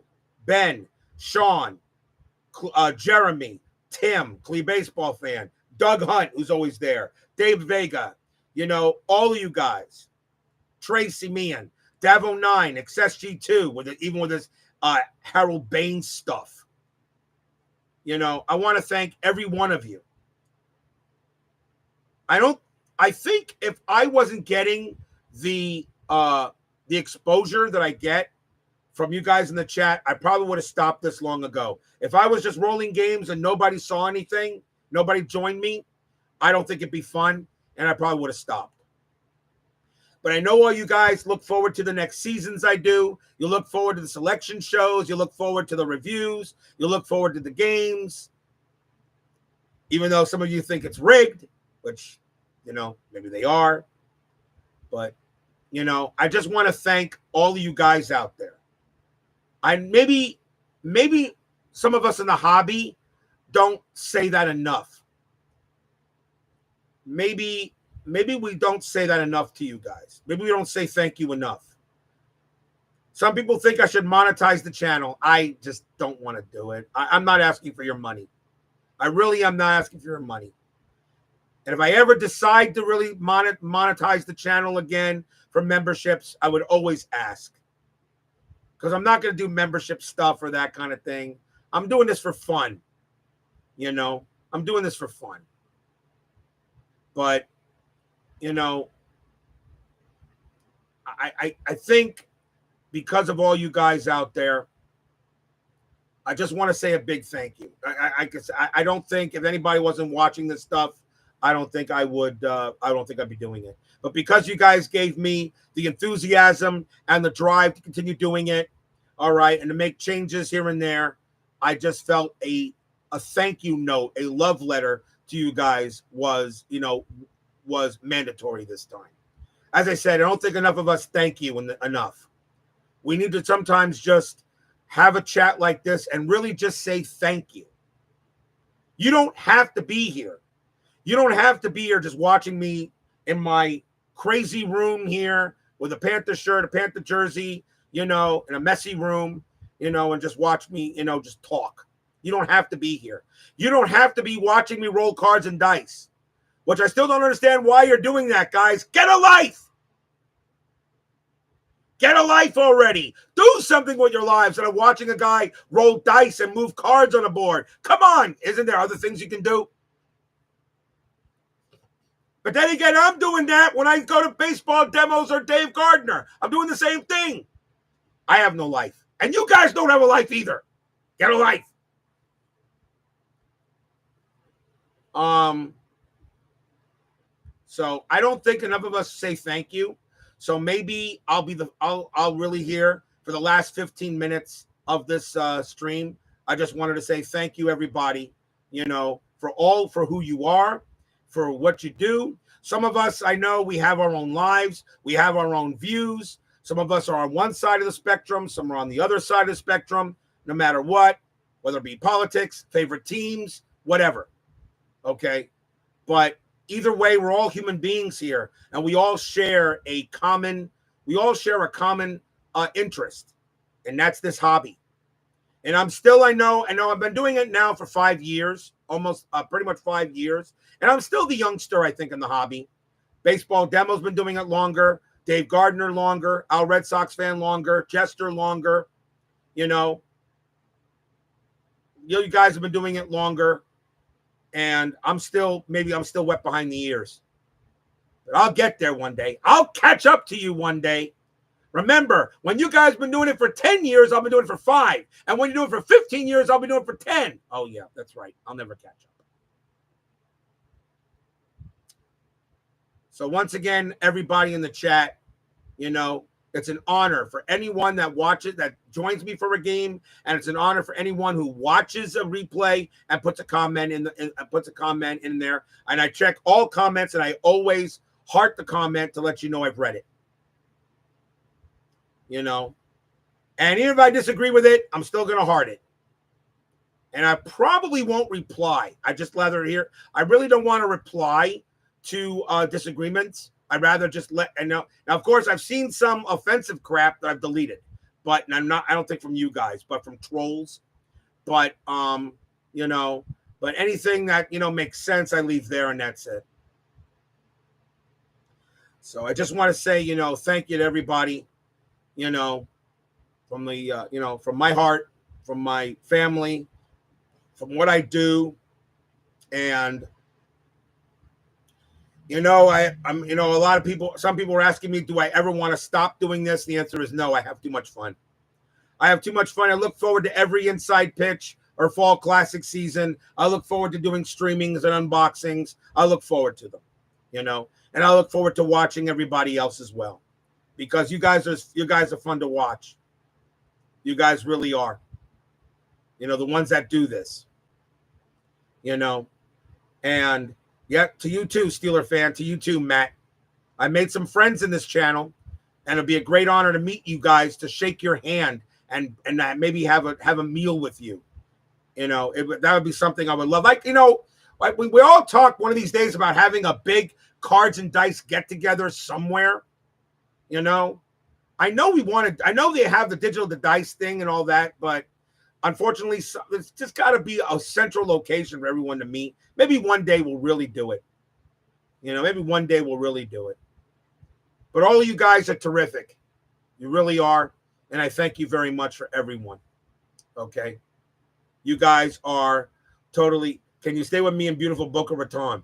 Right now, it is 80 degrees outside, and it's not, and it's been, it'll be tough with the large geographic area we cover. I know it is, Ben. You're right. It is.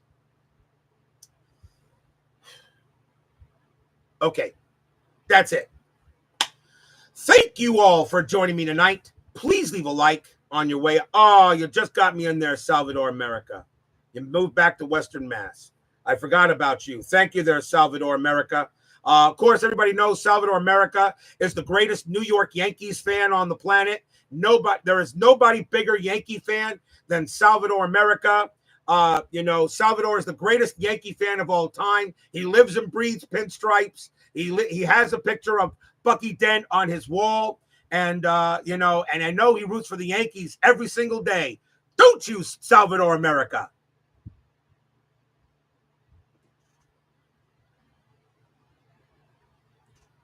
Remember, he's the greatest Yankee fan on earth. Nobody beats Salvador America when it comes to the New York Yankees.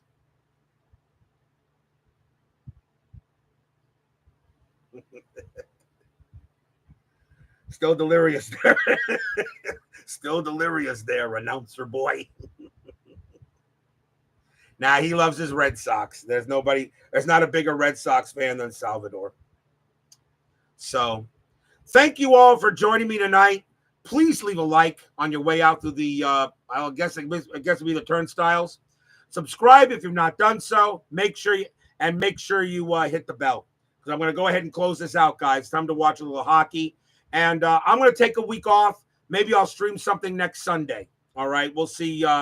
We'll see what we got there. I'm going to take a week off. I'm going to hold off for streaming. I do want to do an unboxing. I will do an unboxing, but I'm going to wait for that for maybe next week. I'm going to take I'm going to go ahead and take the week off and rest the voice. I'm going to watch all you guys. So, Dave at Baseball Demos, the floor is yours for at least a week. So, thank you all, guys. It's been a great honor. I really am honored to know every single one of you. I hope everybody stays safe, stay healthy, stay smart, stay strong. And we'll see you guys next time on RJL Network.